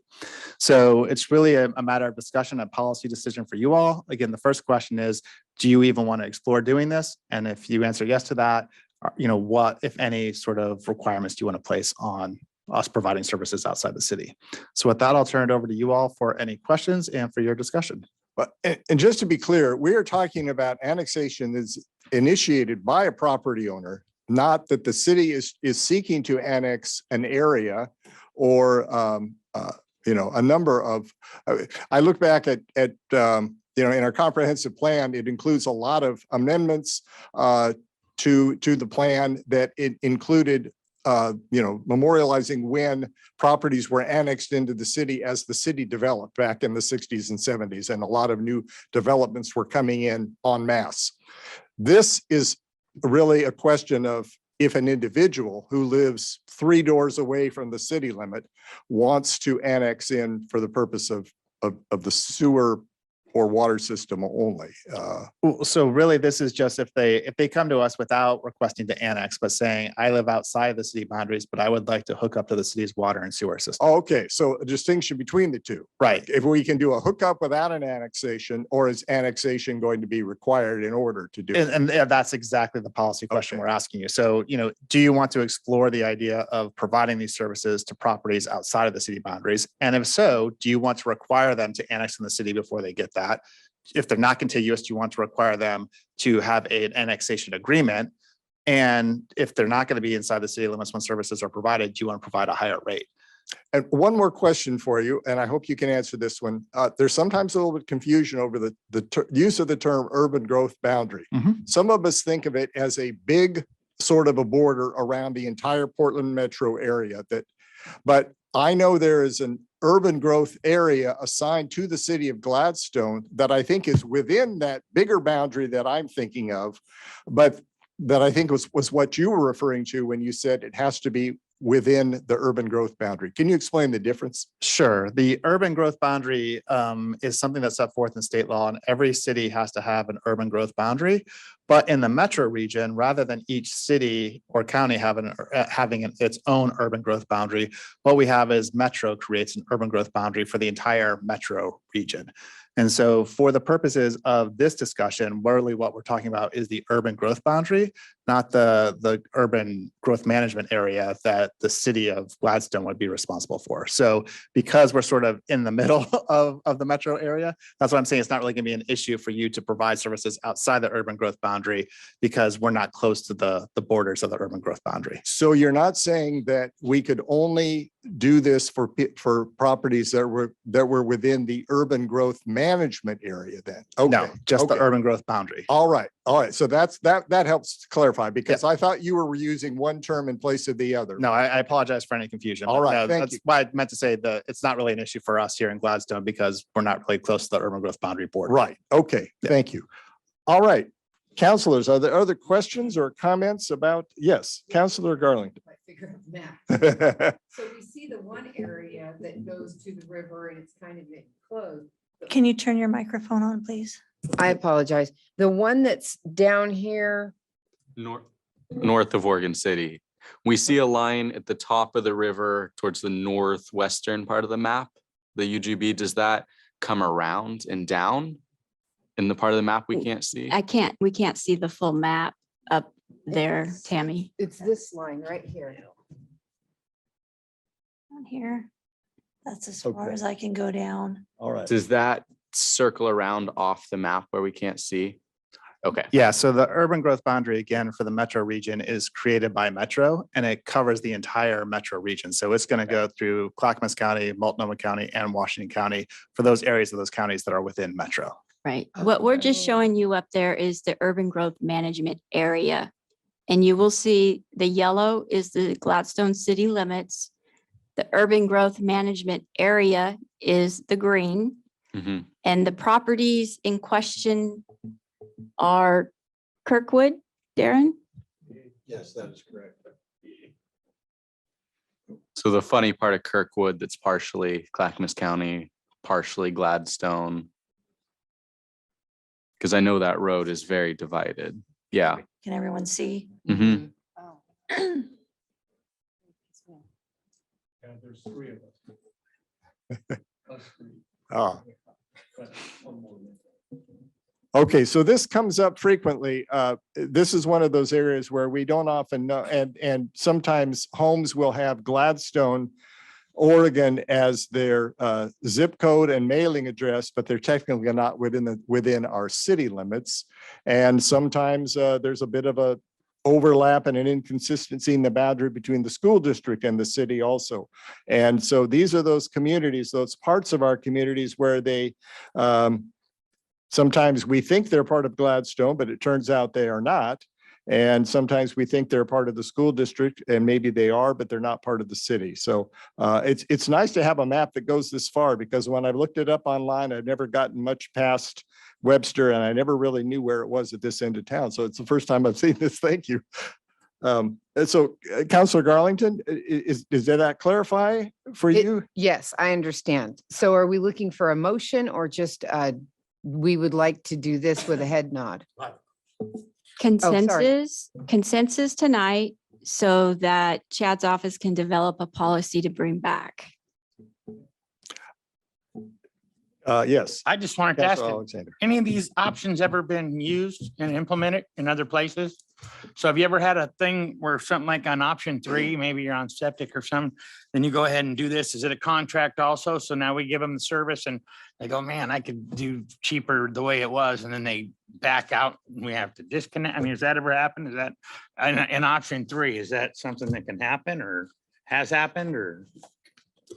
So, The higher rates, they pay the higher rates and they get tired of paying the higher rates. I mean, so I think the short answer to your question, well, let me answer your question 2 parts, because your first part is, are other cities doing this? And the answer to that is yes. I think in the memo, if you have the online version, I think there are actually links to the City of Standing and the City of Hillsborough's policies where they are in fact providing services to properties outside of city limits.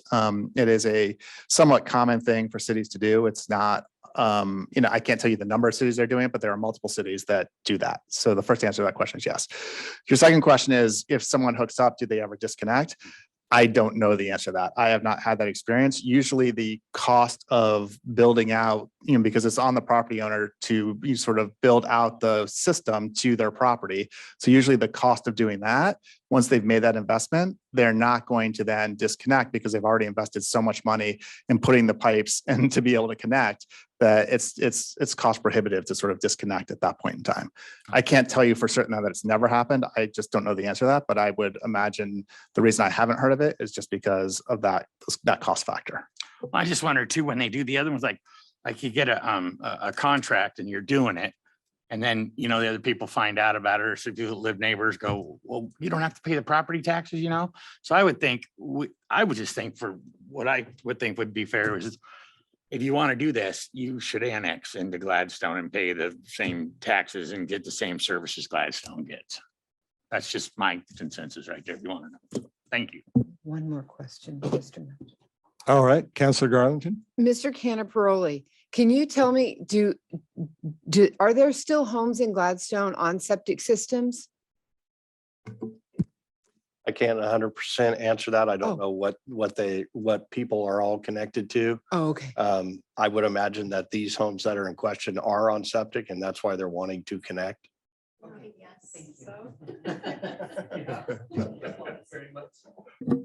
And another question, the requirement that it be contiguous, you can't have the person 3 doors away from the city limit join unless the ones in between join. Is that a state requirement? Is that where does that requirement come from? That is a state requirement. You can be contiguous if you are connected through a roadway or a water system that is also annexed into the city. So there are times where you'll see what they call a cherry stem annexation, where the road gets annexed and then a property gets annexed that's contiguous to the road. But the idea of contiguous, I'm not even trying to say it, is in state law. That's a requirement in state law. Okay. Counselor Reichel has her hand up. Counselor Reichel? Yeah, so I'm curious, in cases like this, if we were to allow this to happen, if we were to approve them being connected, then so I'm trying to figure out how to word this appropriately. We as a city become responsible for the maintenance of the public portion of that system, correct? So homeowner has to build out to our system. Do we have an existing system up there that can support them? I'm assuming we do. That is correct. Okay. You're saying that's the case with this particular request that's come from these specific people. It may not be the case everywhere. And that's what you Right, have to so if remember. we're Yes. developing a policy, if this is to develop a policy, I think that that's something that we need to consider as well, because, if somebody, who knows really what's going on elsewhere, if somebody else wanted to connect to this, their property taxes should probably contribute to the maintenance of that sewer system that they're utilizing, I guess, is maybe where I'm coming from. If I can just clarify two things. One is that when they're required for that sort of the main pipeline to be built out, that is going to be at the cost of the property owner who wants the new service. Then they have to build out the city standards. Then the city will be responsible for that. But that's another reason why you charge higher rates for the out of city property owners, is to compensate for the maintenance of that pipe that now belongs to the city. Okay, thank you. So if they annex in, then they get the lower rates. And they get more services. Is that correct? Generally speaking, yes. Okay. So am I understanding the very first thing that we need to decide is yes or no, do we want to do this? And then after that, decide how. So I say, yes, I want to do it. All right. Is there a consensus among the council for being able to allow this to happen? And then we can move on from there as deciding the best way. Okay, so you're saying, because number 2 is saying yes, but are you saying, I'm sorry, are you saying yes to 1, 2, or A, B, or C? Right now, I'm just saying, do we want to do it at all? And then we will go to step 2. Do we want to provide the service or not? And Okay. then we will discuss how we go about doing that. Okay, thank you. Yeah. Yes, I do. Okay, yeah, I think, we'll probably get this question in the future. So I think developing a procedure by which we can allow it is good. So the next step is, Wait, you still have four Oh. more people that need to answer that yes. oh, okay, I thought I was hearing, I was Oh, seeing okay. heads on. I'm I just trying apologize. to Go be- ahead, yeah. I'm So saying yes. you are saying yes, okay, and, I agree. It's something we should explore. okay, and, Yes. okay. So, Veronica? Counselor Reichel, thumbs up. okay, all right. So now, as far as the procedure then, we've been given some options. And we have examples of what other cities have done. Do you want to try to make a decision, a policy decision on this tonight? Or would you like some more guidance from city staff? Or Administrator Betts? What would you like to see as a We result? do need more guidance to develop the policy, and it could be, there's 3 options there. You could give guidance on 2 of them if you did want to explore annexation. That would also includes the annexation contract. Those 2 we could probably bundle into a policy. Or you could just choose that you want to do the higher rates or fees. And your recommendation originally to us was your experience that they have been required to annex into the city. And sometimes it's not good to be an outlier, to do things different than other places. So, that would lead me to believe that maybe this is a better approach, is to require annexation. It is for a more orderly, efficient process. And I appreciate that these property owners are here tonight, but you do have to remember you're doing a policy for the entire city. So it's just not specific to these property owners. It's for future. But yes, as we start exploring annexation in general, which is a separate topic, it is important that we have procedures into place as we get these questions from people in the community. And I appreciated Councilor Reichel's question because you recognize, that very thing. This is a policy matter, not a specific individual matter. And our approach should be one that can be more universal and consistent with other property owners in the Correct. future. Okay. Do you have your hand up on your screen, Councilor Reichel? You have another comment or question? I do. Well, just a question, maybe a clarifying question, since we are going to proceed with figuring out policy. Would it be possible, amenable, like writing the policy so that the homeowner has the choice where they can say, I'll either, we could say you can annex into the city or you can pay the higher rate. Like, is that option? Or is that too messy or illegal? I don't know. So the short answer is yes, that's an option. I think the issue that we would want to talk about and work through is at what point are you, so in essence, you would have someone sign an annexation agreement and saying that they're consenting to annexation, but at what point are you going to require annexation, or is that just going to be a choice that they have in perpetuity? And so you sort of need to think that through, because if all the other properties around them are annexing and they still remain outside the city, at some point, do you want to say, okay, now we're going to exercise our rights under the annexation agreement and require you to annex, or are you just going to allow that choice to exist forever? Right. Okay. One more Thank you for question. that. Then, larger ramifications of this. If someone annexes into the city then, who currently technically lives in unincorporated Clackamas County, does that mean when they call 911, now the city police would respond rather than Clackamas sheriffs? And, as far as their voting and their property taxes, there would be a lot of changes involved when you annex into the city from an unincorporated county area, more than just your water or sewer service. Is that correct? That's correct. When a property annexes into the city, then they become a full member of the city, so to speak, and they receive all city services. And then typically, to the extent that they are a member of another, for example, like a service district, they would be removed from that service district when they're annexed into the city. So the city would now become the service provider for those various services. Okay. So it's a lot more than just a simple, connecting of pipes. It's a pretty substantial change in the life of that citizen. And there is a process as outlined in the memo, to the extent that you are requiring annexation, that there's a process under state law where you can graduate the property taxes. So they don't have to necessarily come in and immediately start paying the full property taxes. If you wanted to, you could have an agreement where they gradually come up to the full amount of city property taxes. Good to know. I'll go first.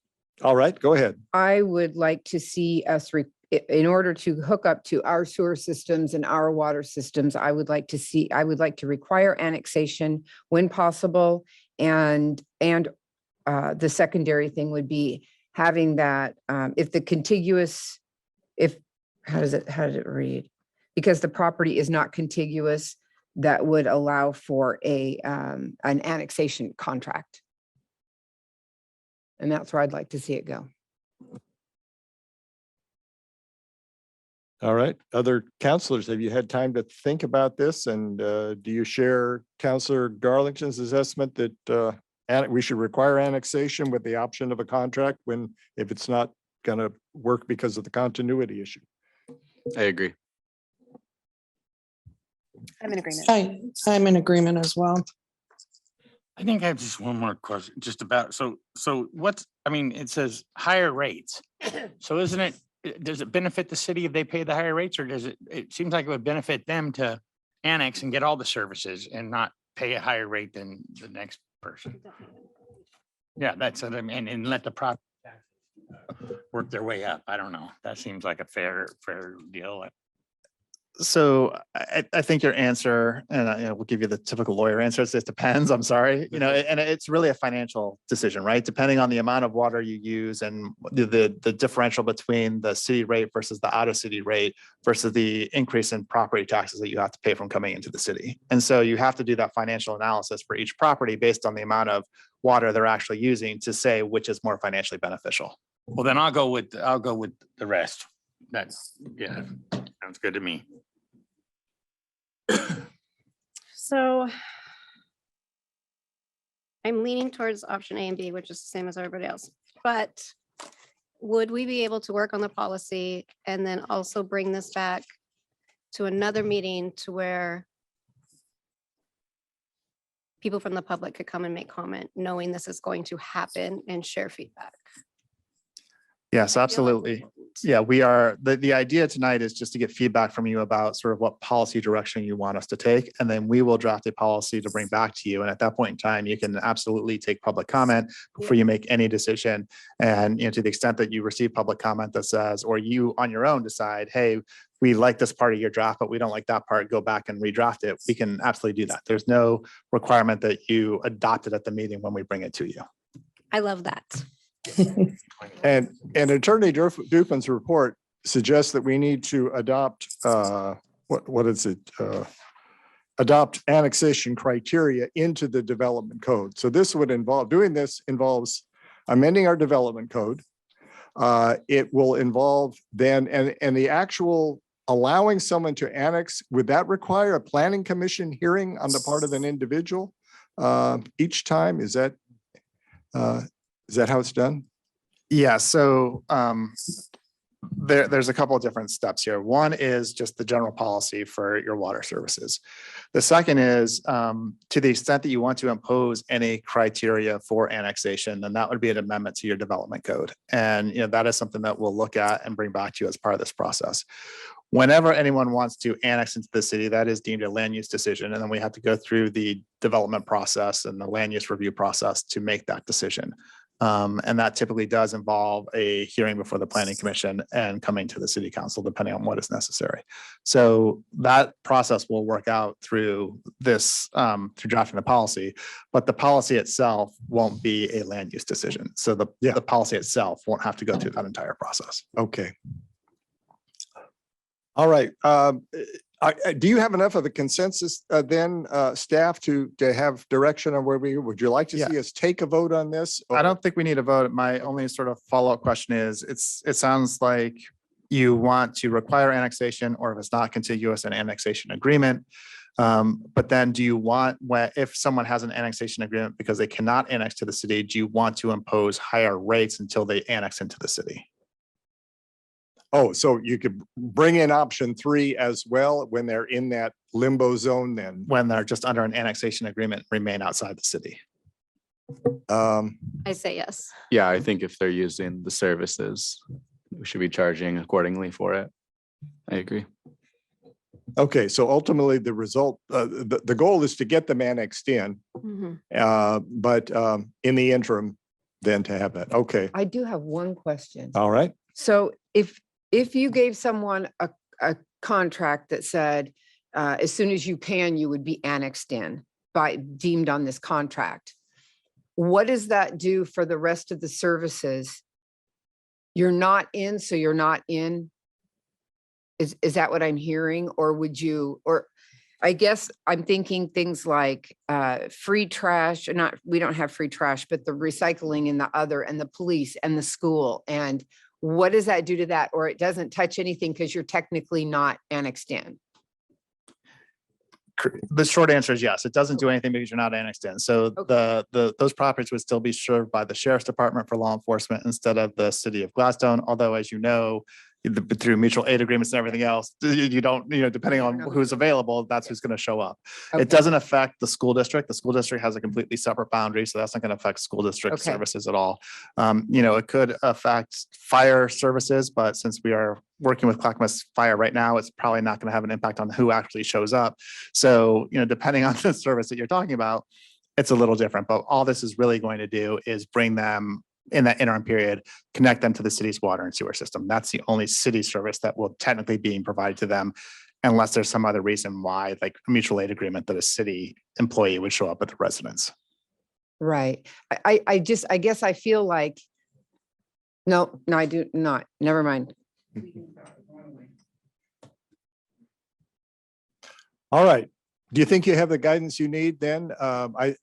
Did I see heads nodding on the idea of adding that third option of paying the extra? Yeah, for somebody who's in that contract wait and see period. Okay. All right. We look forward to seeing some language that we can adopt with a hearing of the public and plenty of advance notice so people will know. And then if we adopt that, then Natalie Smith and the Planning Commission will have some of these to deal with in the future, perhaps. So she's applauding, yes, the thought of one more land use item on their agenda. Okay. Thank you, staff, for that. Chad, you'll want to stick around because we're moving on to the next item for reviewing of the Gladstone City Council rules. Staff, do you want to provide us with the background report on this one? So when the voters approved a new Gladstone City Charter in November 2022, it was asked that we make sure our city council rules conform to the new charter. We did make some revisions. Previous council made those. The final revisions that we need to look at are outlined in your staff report. There's 4 sections in regards to trying to get the city council rules aligned with the charter. And perhaps Chad will want to just take you 1, 2, 3, 4, and we see how far we get. I also did want to state that if we get to a point where we've had enough for tonight, we can carry this over to future discussion because you're not approving anything. We're just getting direction to try to move forward to amend the rules, which would come back to you at a future date.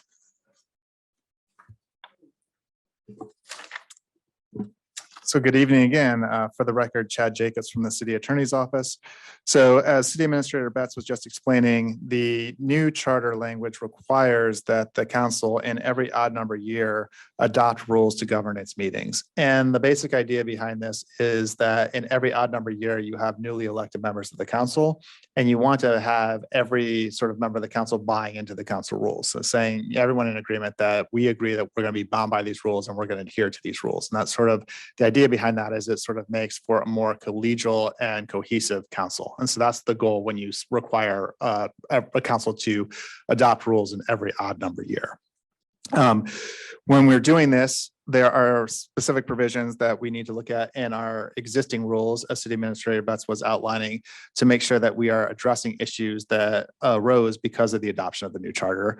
But because you are adopting new rules, you can do anything you want to the rules. So to the extent that there are other issues that you want to discuss, for example, I know the mayor has sent around some information related to council liaisons. So to the extent that you want to include that kind of information in the rules, you are completely free to amend the rules in any way you see fit. Just because we are outlining these other 3 specific issues, it doesn't mean that you can't look at the rules in totality and say, we like these, or we want to change this language or do whatever else. So knowing that, that you can have that, we can certainly have that discussion after we get through these other topics.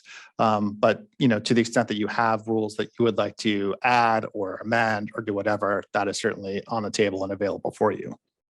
There are 3 specific areas that I think are worthwhile discussing that are outlined in City Administrator Betts's memo. The first is language that was added to the charter that deals with the mayor's authority to appoint members of the council to committees made up of council members. However, those committees have to be first established in council rules. So to the extent that you want to create subcommittees of the council, we need to have the ability to do that in the council rules, and we currently don't have that. Right now, there aren't really subcommittees of the council. There's various reasons why you may not want to have subcommittees, including public meeting law issues that apply to the subcommittee. So if you have a 3-member subcommittee, then 2 of those members can't talk outside of a public meeting without creating a quorum and a public meetings law violation. So oftentimes with councils of this size, they don't have subcommittees. But to the extent that you want to have that flexibility to create them, we should have some language in the rules that authorizes a process to create subcommittees. I think ideally, if you knew of the subcommittees and you wanted a standing subcommittee, we would actually put that subcommittee in the rules themselves. But to the extent that you don't want a standing subcommittee, I would just recommend that we add some language to the rules that creates a process to allow the council as a body to create a subcommittee of the council when it desires to do so. So that would be the first recommendation to address that particular issue. Any questions or thoughts about that before I move on to the next one? Is a ad hoc committee considered a subcommittee? If it's just a committee of the council itself, or a committee that includes other members of the community. Okay. So if it's just a committee of the council itself, then that's what we're talking about. Other ad hoc committees with members of the community, this does not apply to that. I like the way you put it. Okay. Put in there, we don't have, I like going with that, yeah. Okay. All right, so the second issue is a somewhat unique provision of the Gladstone Charter that the Charter Committee had a lot of discussion about, and that is to allow the council to use something called preferential voting. And this is similar to what Multnomah County and Portland are doing now with ranked choice voting.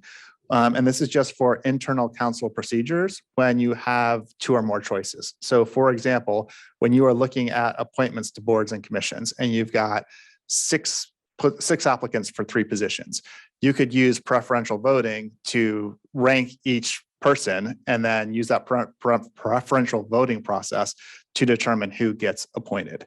And so the charter basically says that it doesn't require you to use preferential voting, but it permits you to do so. The latest example would have been the appointment to the vacant council position. Rather than sort of having a deadlock, you could have used preferential voting and reached a consensus through preferential voting as opposed to continuing a discussion. If you want to use that, though, we need to create procedures within the council rules to allow you to do so. We can certainly create procedures so you have that option in the future. But again, under the charter, it is not mandatory, it's permissive. So even if we add it to the rules, it doesn't mean you have to use it. It would just give you the option to use that in the future if you ever wanted to do so. To sort of create that level of flexibility and be consistent with the charter, I would recommend that we come up with some language to allow you to do so, but make very clear that it's up to the council's discretion when and if it ever wants to use that preferential voting. Chad, are there a lot of different ways that councils or groups you do preferential voting, or is it typically that you rate people from 1 to 3 or 1 to 6 or however many choices, and then you look at the first choice votes first? Is that the typical? So there's different ways to do preferential voting. One way is that you are allowed to basically, if you have 6 choices, for example, you're allowed to rank them 1 through 6. And then there's a points basically that are attributed to each level. And so the number of people elected are basically, you just add up all the points for each vote. So, I'm probably going to butcher explaining this, so I apologize and ask questions. But when you rank everyone gets a certain number of points for what position you put them in. And then we basically take how every position or every question, person, vote, whatever it is ranked, and we add up all their points. And then the top 3 point getters, based on the number of those points, if you're 3 seats, they would be appointed. And so that's one way, is basically just everyone ranks it, based on the rankings. Everyone gets a certain number of points and you add those points together, and that's how you get it. The other method is more akin to what's ranked choice voting and what's going on in Portland. And that's where everyone ranks their votes and you count only the first place votes at first. And then if there are enough first place votes for people to be elected, then you don't do anything else. If there are not enough first place votes for people to get elected, then the person who came in last gets eliminated. And whoever voted for that person first, their vote now goes to the second person. And then you just keep going through that process and process of eliminating options until you get enough votes to elect whatever decision that you're trying to make. So in the example of 4 candidates for 2 positions on a board or commission, if you've have enough votes for one person to get elected because they've got a majority, then that person would be appointed. But the second, third, and fourth people, none of them had enough votes to be appointed.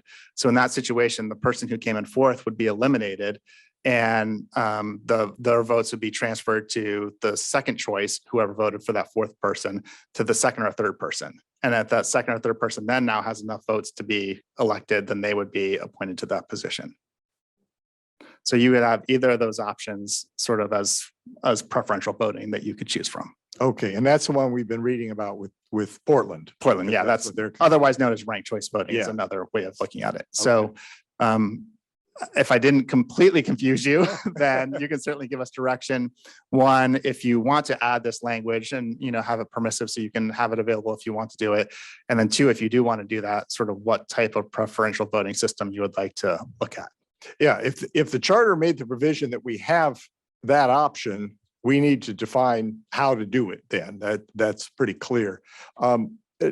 Councilor Garlington, was this a charter commission that you were a part of that Yeah. recommended that? And can you give us a little history on was it to simplify matters of this type, or were there other motivating factors in doing it? You may not have been supportive of it yourself. I don't know. But the committee you were a part of recommended it, so maybe you have some insight. Well, I do remember the discussion around it because previous administrations, previous councils had a couple of times we had needed an ad hoc committee or a committee of some sort. And anybody that volunteered got their name put in a hat and they drew out of the hat. Oh, So yes, that's how I they did it. remember that. Yes, okay. So I believe that the group, first of all, when we were doing our charter, we were following other cities. So we had like a binder full of 3 other cities, and we basically, or 3 or 4 other cities, we basically read them and thought, well, this one sounds the fairest. And then you vote, of course, that's what it is. So the reasoning behind it was to make it as fair as possible with 7 people, So I think whatever is clear and concise for those being putting their name in the hat, so to speak. I don't mean it like that now after I've said that, but I think it's just really important that people feel that we're fair. And I mean we as a council, because we are not always going to be here, but that moving forward, we make good decisions that can hold on for a long time. I know that one of the things that's difficult for us when we are choosing people for positions, applicants who have applied to join a board or agency, is that our votes are required to be open. We have to say who we're voting for. We can't just put it down on paper and say, oh, this person won, and all just hide behind that anonymity. So all of this process would also have to be very open, and it's just let's understand that that's what we would be committing to. Well, I think we do need some guidance on that. Do you want a preference for us between as far as methods of ranked choice voting, or? It would be great if you want just sort of proportional voting where, you're just giving everyone a point value and then the highest point getters are sort of appointed, or that's the, position that you're adopting, or if you prefer more of a ranked choice voting system between those two. First option is what I would go with. You prefer one, you prefer two. What? Second would be my preference. Okay. Too. Yeah, now that Portland's doing it and I've read more about it, I think I like ranked choice better than assigning numbers. I would go to. Okay, so I think there's a consensus. Luke, did you want to weigh in on? I think I'm also leaning towards the second. Okay, and Councilor Reichel, did you have a preference one way? Second is fine with me. Okay, all right. So maybe some ranked choice voting language that we could consider. All right, and let's go on to the next item then. Oh, go ahead. May I ask one more clarifying question? Yes. So in the event, because we're adding this in as an option, not a mandated requirement, that we choose to use this style of voting, does it require consensus of the council before we'd make a decision that we use this style? How do we dictate that and say does it just come to that consensus? And if there are people that don't agree with that choice, the motion still passes in essentially. So that's what we would write into the rules about how you would go about using it. And what I would propose in the rule would be that, upon a motion approved by the council, they may use proportional ranked choice voting as set forth in this section of the rules, and then, create the procedure for doing it. So in essence, what would happen is someone would make a motion saying, for this particular process, I move that we utilize rule X of the council rules to use ranked choice voting. If there's a second and the majority adopt it, then you would use it. If there's not, then you wouldn't use it. Okay, thank you. So that's your report. It allows for, but does not require the use. So Correct. So our choice to use it would be, that would be our choice. Right, but before you can actually utilize that option, you have to have the process set We forth have to in your have the rules. process. Okay, all right. So we are asking staff then to develop language for the consensus was ranked choice voting as the means by which we would do preferential voting as a council. And that would be an option to us in a situation in which it might be helpful. Okay, correct. All right.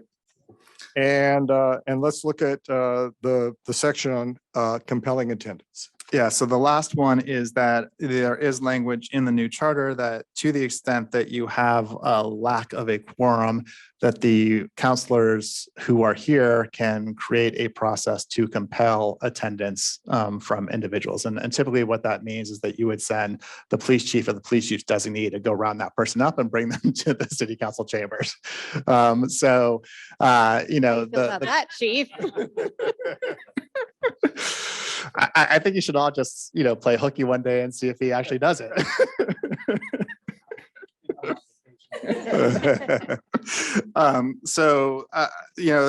It's a pretty common language that you see throughout. I think this language is actually probably from the League of Oregon Cities model charter.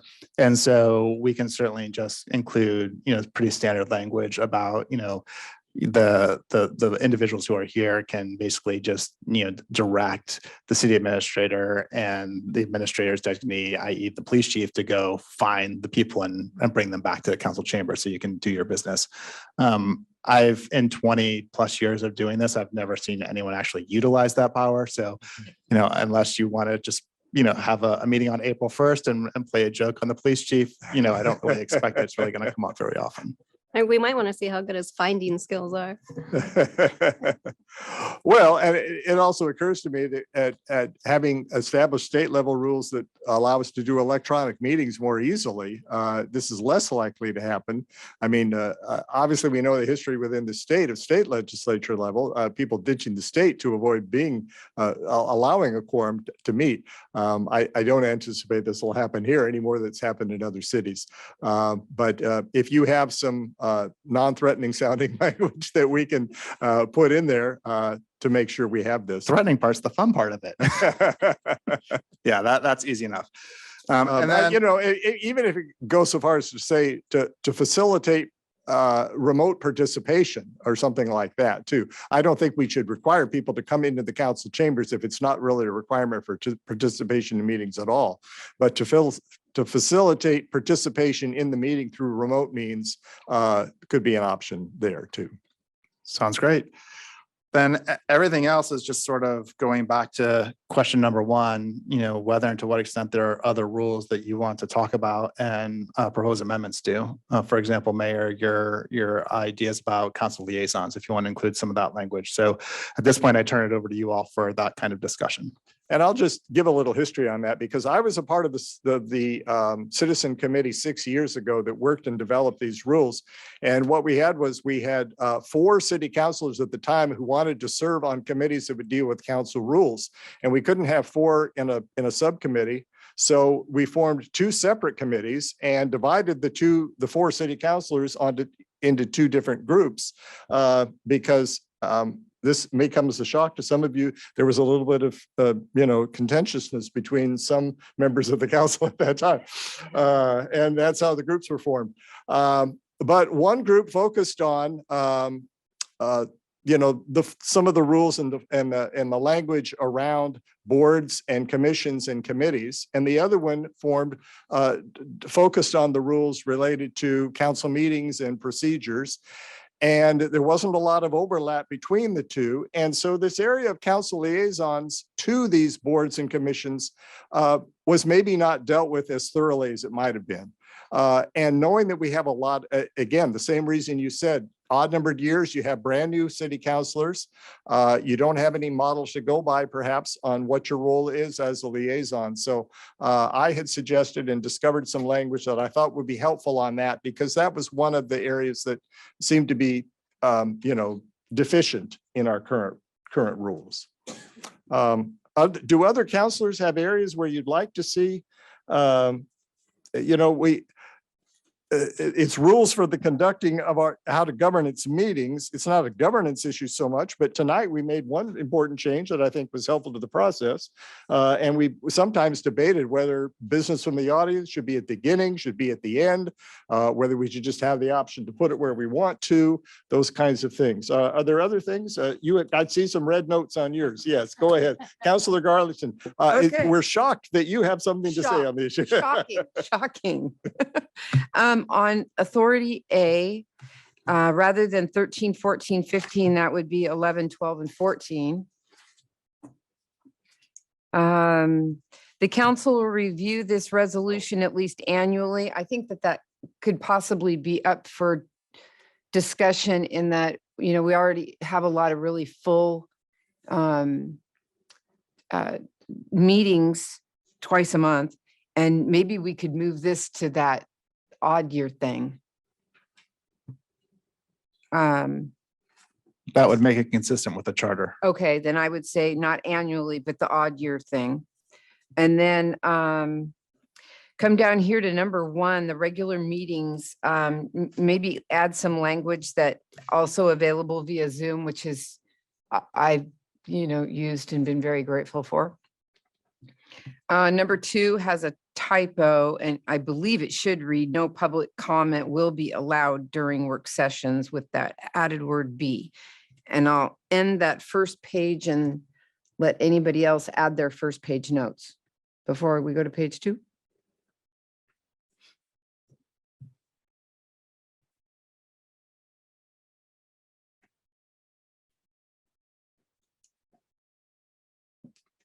Okay, did anyone else have notes on any of these items from page 1 or page 2? Did we want to try to make this a full work session and do this tonight, or did you want guidance on just those first set? It's up to the council. We got what we needed for tonight. I do think that you should review your rules in its entirety. Like Councilor Garlington said, we do have lots of items twice a month. We can fit this in if you wanted to do a more comprehensive check of your rules at a later date. Yeah, I think maybe that's a better procedure. Yes, So let's fully agree. let everyone to be as conscientious as Councilor Garlington was and look these over and make some notes on areas where you'd like to see changes, but let's not try to work it through tonight. As I said, I was a part of that process. We met monthly for about 4 or 5 months. We had 2 work sessions with the council. Then some of the councilors who were part of those work sessions got recalled, and we had to bring it around again to a new set of councilors in another year. It was a long process. We have to do it in odd numbered years, so we need to get it done by December, but I think we can work it into our agendas little by little, and sometimes that's a healthy way to accomplish that. So is that agreeable to the council? Okay. It is. Thank you. And I would just like to suggest, I think this is one of those times that it would be helpful to buddy up a little bit, talk to one counselor and not a second at any given time about, and just talking things out loud and coming to consensuses as pairs, or even, that kind of thing. I think it's really important that talking out loud and having conversations about a lot of these items is a really good idea, because other people might have ideas that you may not have thought of, that you could work out some really good language before the meeting came about. So that would be my suggestion. Or another option would be to share some thoughts with the city administrator, and have her as send it we've back done in the out. past, you can do some emails that gets some feedback without necessarily putting us on the verge of violating the meeting laws. Yeah, we don't want to create a serial meeting. No, issue and for that's why I that. said only Yes. 1-1. Okay. Okay. All right, so I think you have what you need from us on that, and we will look to you as we do on other things to bring this forward. So let me go back to my first page agenda. Business carry forward, finalize city council liaison appointment with the addition of Councilor Cook. I have had an opportunity to speak with Councilor Cook, and when we did liaison appointments before, we had the whole area of the kind of the business community that we still had not done an appointment for. And Councilor Cook has agreed that that would be an area where she could provide some service to us. It listed a number of organizations, some of which actually exist, some of which no longer exist. And so it's not necessarily a liaison to a specific group more than just kind of a general area of concern. But we are going to be hiring new staff for economic development in our city. And there will be a process of doing that. And I would like to see that this council liaison may be able to, excuse me, play a role in that process. So I would like to appoint Councilor Cook as our business liaison. And would you be willing to accept that? Heck yes. I think Okay. There's a lot of exciting work to be done, I think, and to build positive relationships with our business partners throughout Gladstone and city government. And I'm very, very excited about that assignment. All right. And we will be getting to you. I don't always see what goes to everyone else when I start it, but I think some guidance on the real roles of liaisons to ongoing committees and to the less local connections we have will be coming to you as a council. We may adopt those as part of our regular rules, but for now it's just guidance coming from me. Okay. Any other business carry forward? I have nothing further. Thank you. All right. Is there any other business from the audience? I received no requests. Okay. I forgot, it reminded me on that. One of the requests that we had on business from the audience was to consider allowing people who did not reside within the community to serve on some of our advisory committees. And I had a recollection of this, but Councilor or Administrator Betts did the research and demonstrated that we do in fact have language that says there are circumstances when it would be good to have people who do reside outside the community considered to serve on commissions or boards or commissions that relate to areas served outside the community. So for example, our parks system, we charge a fee for people to park who don't live within the city of Gladstone because we want them to use those parks. And we have teams and groups from outside the city that utilize our parks. We certainly don't limit them to local residents. So in the future, it may be important for us to consider appointing people who reside outside the city to serve on our Parks and Recreation Board. And there may be other boards where that would be helpful too. But just to know for the citizen who brought that up, we do have that provision currently. So that's in our rules or our code. All right, business from the council. Let me see, I think we started at this end last time, so I will start in the middle and work my way out. So Councilor Reichel, I didn't prepare you for this, but I will let you go first. That's okay, no problem. All I have is that last night I attended the Parks Board meeting. It was very cool. Lots of great information. So first of all, moving forward with the play structure at Meldrum Bar, that process is going to kind of crawl a little bit, just waiting for the actual equipment. So it will be ordered. It's construction and shipping times are really long. So it may be around the fall time before we actually see the full process there. They are in communication with SDA to work on the dog park also at Meldrum. kind of, there's been some staffing changes at SDA, so it's a little delayed, but they're definitely continuing to move forward with that.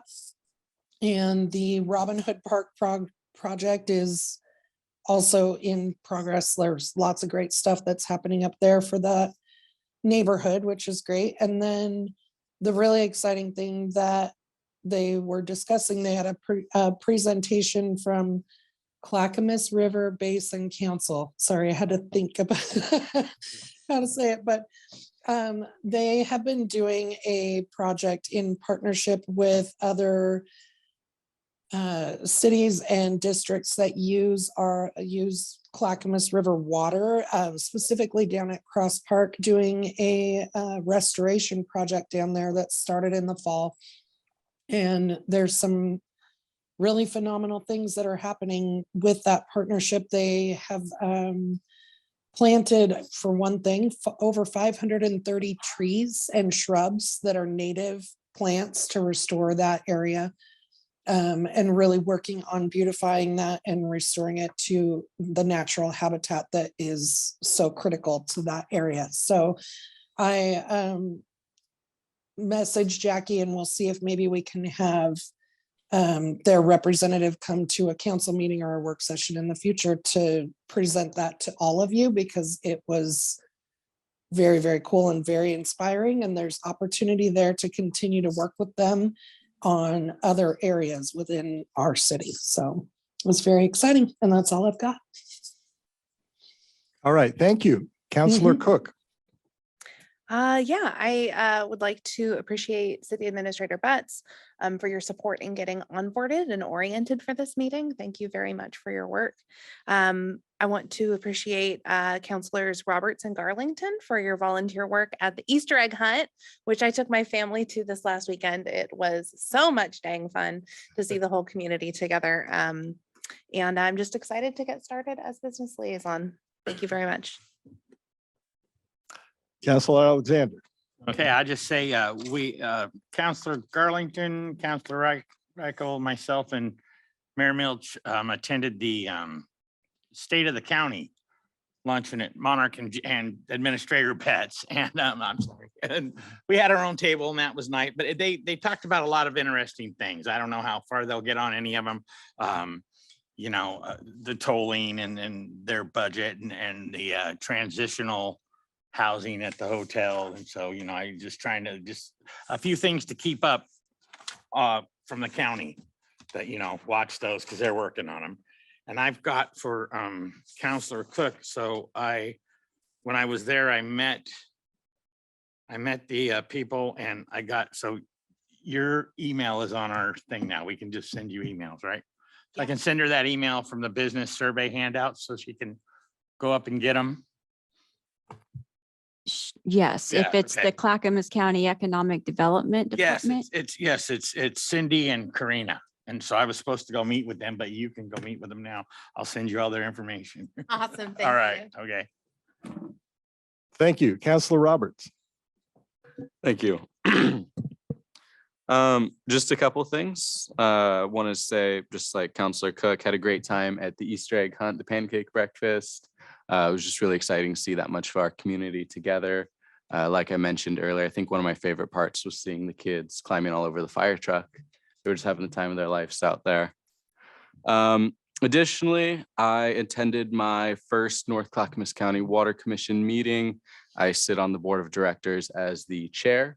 So it was a very exciting opportunity to continue learning about the water in our community. I can't really make it sound more exciting, but it was a good time. And then lastly, I had a ride along with the GPD this last Saturday. I rode with Sebastian Orr. I got the facility tour from Sergeant Okerman. All in all, a really good night. I got to learn a lot more about how our police department operates and learn more of the policy and all that. So it was a good time. So thank you, Chief Schmerber, for organizing that. Councillor Huckabee. All right. Easter egg hunt, phenomenal. I was able to attend with Councillor Cook's family and watch her adorable kids. Counselor Roberts, I saw you working your tail off, cleaning everything up, and kudos, good job. Let's see, got a couple of other things. Oh, and I wanted to say, very cool, you got a ride with Officer Orr. I've had some interactions with him previously, and I think he's a phenomenal officer and an asset to our police department. So I'm very glad to hear that. Let's see, I have, again, see some things on social media. Comments about crime in our community, and it's getting worse, and some things that are just not always true, but emotional posts. So I just wanted to say, out of the 21 categories in our monthly report from our police department, selected calls for service, of the 21, 12 of our categories are down year to date.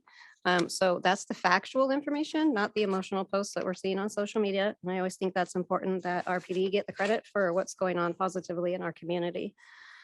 Let's see. If I had any other thing major. The one last thing I did want to talk about was very excited for the new 12 passenger van at the senior center. I am very optimistic and excited to see what the city and Tiffany is going to do with that van to make it beautiful for our seniors to ride around in and go and visit and do fun things together. And that's it. Thank you. Counselor Garlington. So the Clackamas County Library, one library, two sites. The plans have been submitted for permits for the Gladstone site. So for anybody listening tonight, that is super news. Again, shout out to our city staff and administrator for just bulldozing through that. Way to go. On Tuesday, March 21st, there was a meeting to discuss a site plan for the Concord Library. You can catch that on the Clackamas County YouTube page, should you care to watch that. And the next meeting for us, myself and Natalie, is the 20th of April. If anyone would like to join in, that is always a Zoom meeting. So the Clackamas County Board of Commissioners has reversed their decision on the purchase of the Quality Inn for transitional housing. And instead of buying the Quality Inn, Chair Smith had outlined a 3-point plan, which she believes will lead the state in determining future solutions. I won't go into those. They're on their website. They are in the newspaper and just about anywhere else you want to read them. But I have reached out to a couple of Clackamas County Board members as an individual counselor, asking them to include a member from each city council within our county to be included in these conversations. There are still many more open conversations that need to be had here. More people that I believe the more people that include themselves in the solution, the better the solution will be and the faster it will happen. Time is of the essence. And I believe that they could, the more people they utilize, I really believe the better it'll be. So as everyone else has said, Saturday was the annual 45-second egg hunt on the high school property. Thank you to all the city employees that made that happen. You make Gladstone a very happy place to be. Thank you to the Rotary. The Rotary, they work together, they show up, they make things happen, and I appreciate each and every one of them. We did have a dinner at Tukwila in March, and we did a cook and box for the residents. It was okay. My lesson learned was I believe that those dinners are better in community, and I believe that the people there feel that too. So that's okay. So last night we had another dinner. That was for our April dinner. We serviced about 25 residents. We left 10 to 15 extra suppers for those that were not present. And I'd like to give a shout out to Clackamas County Commissioner Ben West for joining the service crew and taking some time to come and meet our neighbors. He got a tour with Ryan, who is the resident director over there. And I just want to make sure, I'd like to get every one of the Board of County Commissioners over there to tour the place and see just what a phenomenal job everybody is doing to make that a true community. I'd like to give a shout out to Nancy E, Nancy T, Lisa, Tammy, and Jim. You are awesome community members. You show up when I ask, and I appreciate it. The next couple of months will be hosted with some other groups that I've been in contact with, but always please contact me if you'd like to be included in those dinners. The really good thing again this month is that the grade school made Easter cards and spring cards for all the residents, and we handed them out. And one lady came up to me and she said, "Do I get to keep these?" And I said, "Well, yes." And she said, "Well, I have grandkids and they live far away, so these were my only Easter cards this year." So that just really warmed my heart. Speaking of the nature park, a huge shout, or the reason I was going to bring up the nature park is because Ben West had mentioned us in his remarks this morning at their meeting. So that was kind of nice to hear for the Friends of Gladstone Nature Park. And the nature park, a huge shout out to Administrator Betts, Public Works Director Darren Canaparoli, and other staff members who have secured a grant to make the nature park and all its beauty more accessible to anyone visiting the park with a secondary concrete path. This includes a person in a wheelchair, a blind or hearing impaired person, anyone with mobility issues, strollers, little wagons. This little additional path will enable those with more difficulty the opportunity to visit nature up close, and all within the city of Gladstone. A reminder, of course, for the plant sale, April 22nd. And for those that are maybe still awake and would like to hear me say one more thing, our administrator sends out weekly emails to keep everyone up to date on what's happening in and around Gladstone. These updates are a highlight of my week. When I read all about what's happening in Gladstone, I am thankful to be included in the process, grateful to our administrator and staff for all the forward momentum on projects and accomplishments they work so hard to make happen, making Gladstone a better place for all of us. So thank you again. I hope everyone had a beautiful and blessed Easter, a day that renews hope and brings us one step closer to eternal peace. Good night. Thank you, Counselor. Thank you to all counselors for the way you involve yourselves in the community in whatever way you choose, and the investments you make in things that mean a lot to the people here. I know this is a busy job, and for those of you who are able to find other ways to serve, we appreciate that. I would echo what you say about the weekly reports of our city administrator. It's been a helpful thing and a wonderful addition to the life in this community. She has shared with me that the email list for that has grown, and the fact that they are posted online means she has more people reading them than any time before. We really are a well-informed community, and that's just great communication. So we appreciate it. I also enjoy reading the reports of our department heads. I shared with Administrator Betts a few weeks ago, after a winter of non-use, I got my lawnmower out and wouldn't start. And I actually went online on YouTube, took it apart and cleaned out the carburetor, poured some water out, put it back together and got it working again, which for me was a great cause for celebration. Then I read the report of the Public Works Department, and I see the amazing number of things and places that they maintain and keep in running function all year long, all month long. You look at just 1 month's report, and it's amazing to see what gets done. And then I read the report of the police department, and the level of training and that commitment to producing the kinds of officers that Councilor Huckabee mentioned is there all the time. Somebody's out there working on buildings and structures and the built environment we have. Somebody is working on the human environment as well. Then you read the report of the senior center and you see the number of people who are served by that organization directly and indirectly, because they're attentive to their needs, even if they're not present in the facility. So that's the kind of community we are. I made reference to mental health issues and things earlier in the meeting. When we had that meeting, in the joint meeting with the school board, we're reminded that the state has provided many more resources now for local schools to help young people at all age levels deal with the mental health aspect of being in a school community.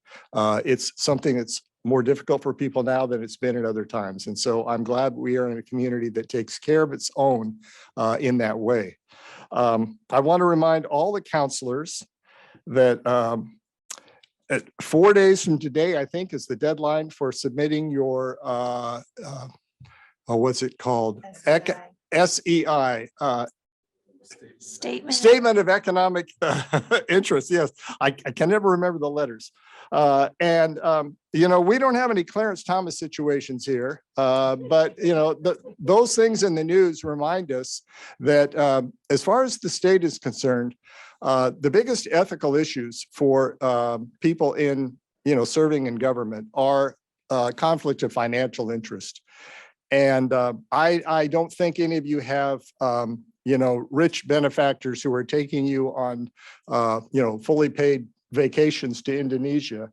But, you know, this is that report that each of us has to fill out. If you do have a rich benefactor who's, you know, paying for you to sit at a fundraiser that would normally cost you $1,000 a plate, you better declare it on that form because that's where it goes.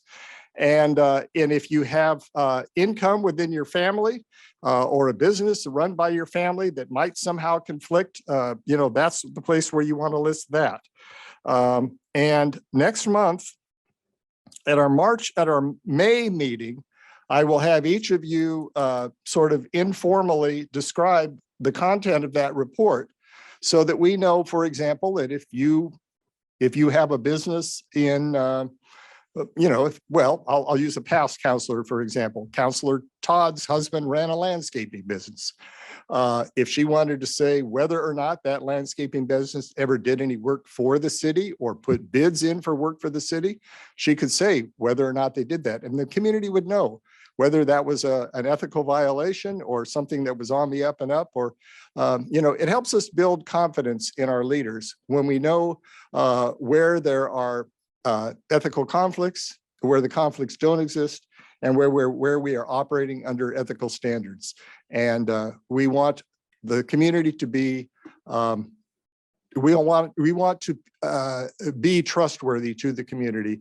And that's the way the state has set up to do it. And so I look forward to hearing from all of you on that and coming clean on on all those issues so that so the community has faith in us as we serve them.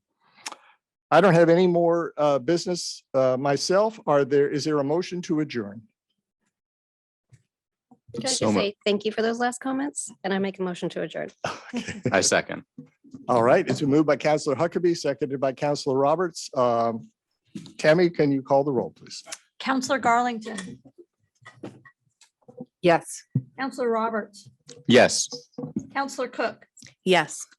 Counselor Reichel, yes, Counselor Alexander, Yes. Counselor Huckabee, Yes. Mayor Milch. Yes, meeting adjourned at 9:10 p.m.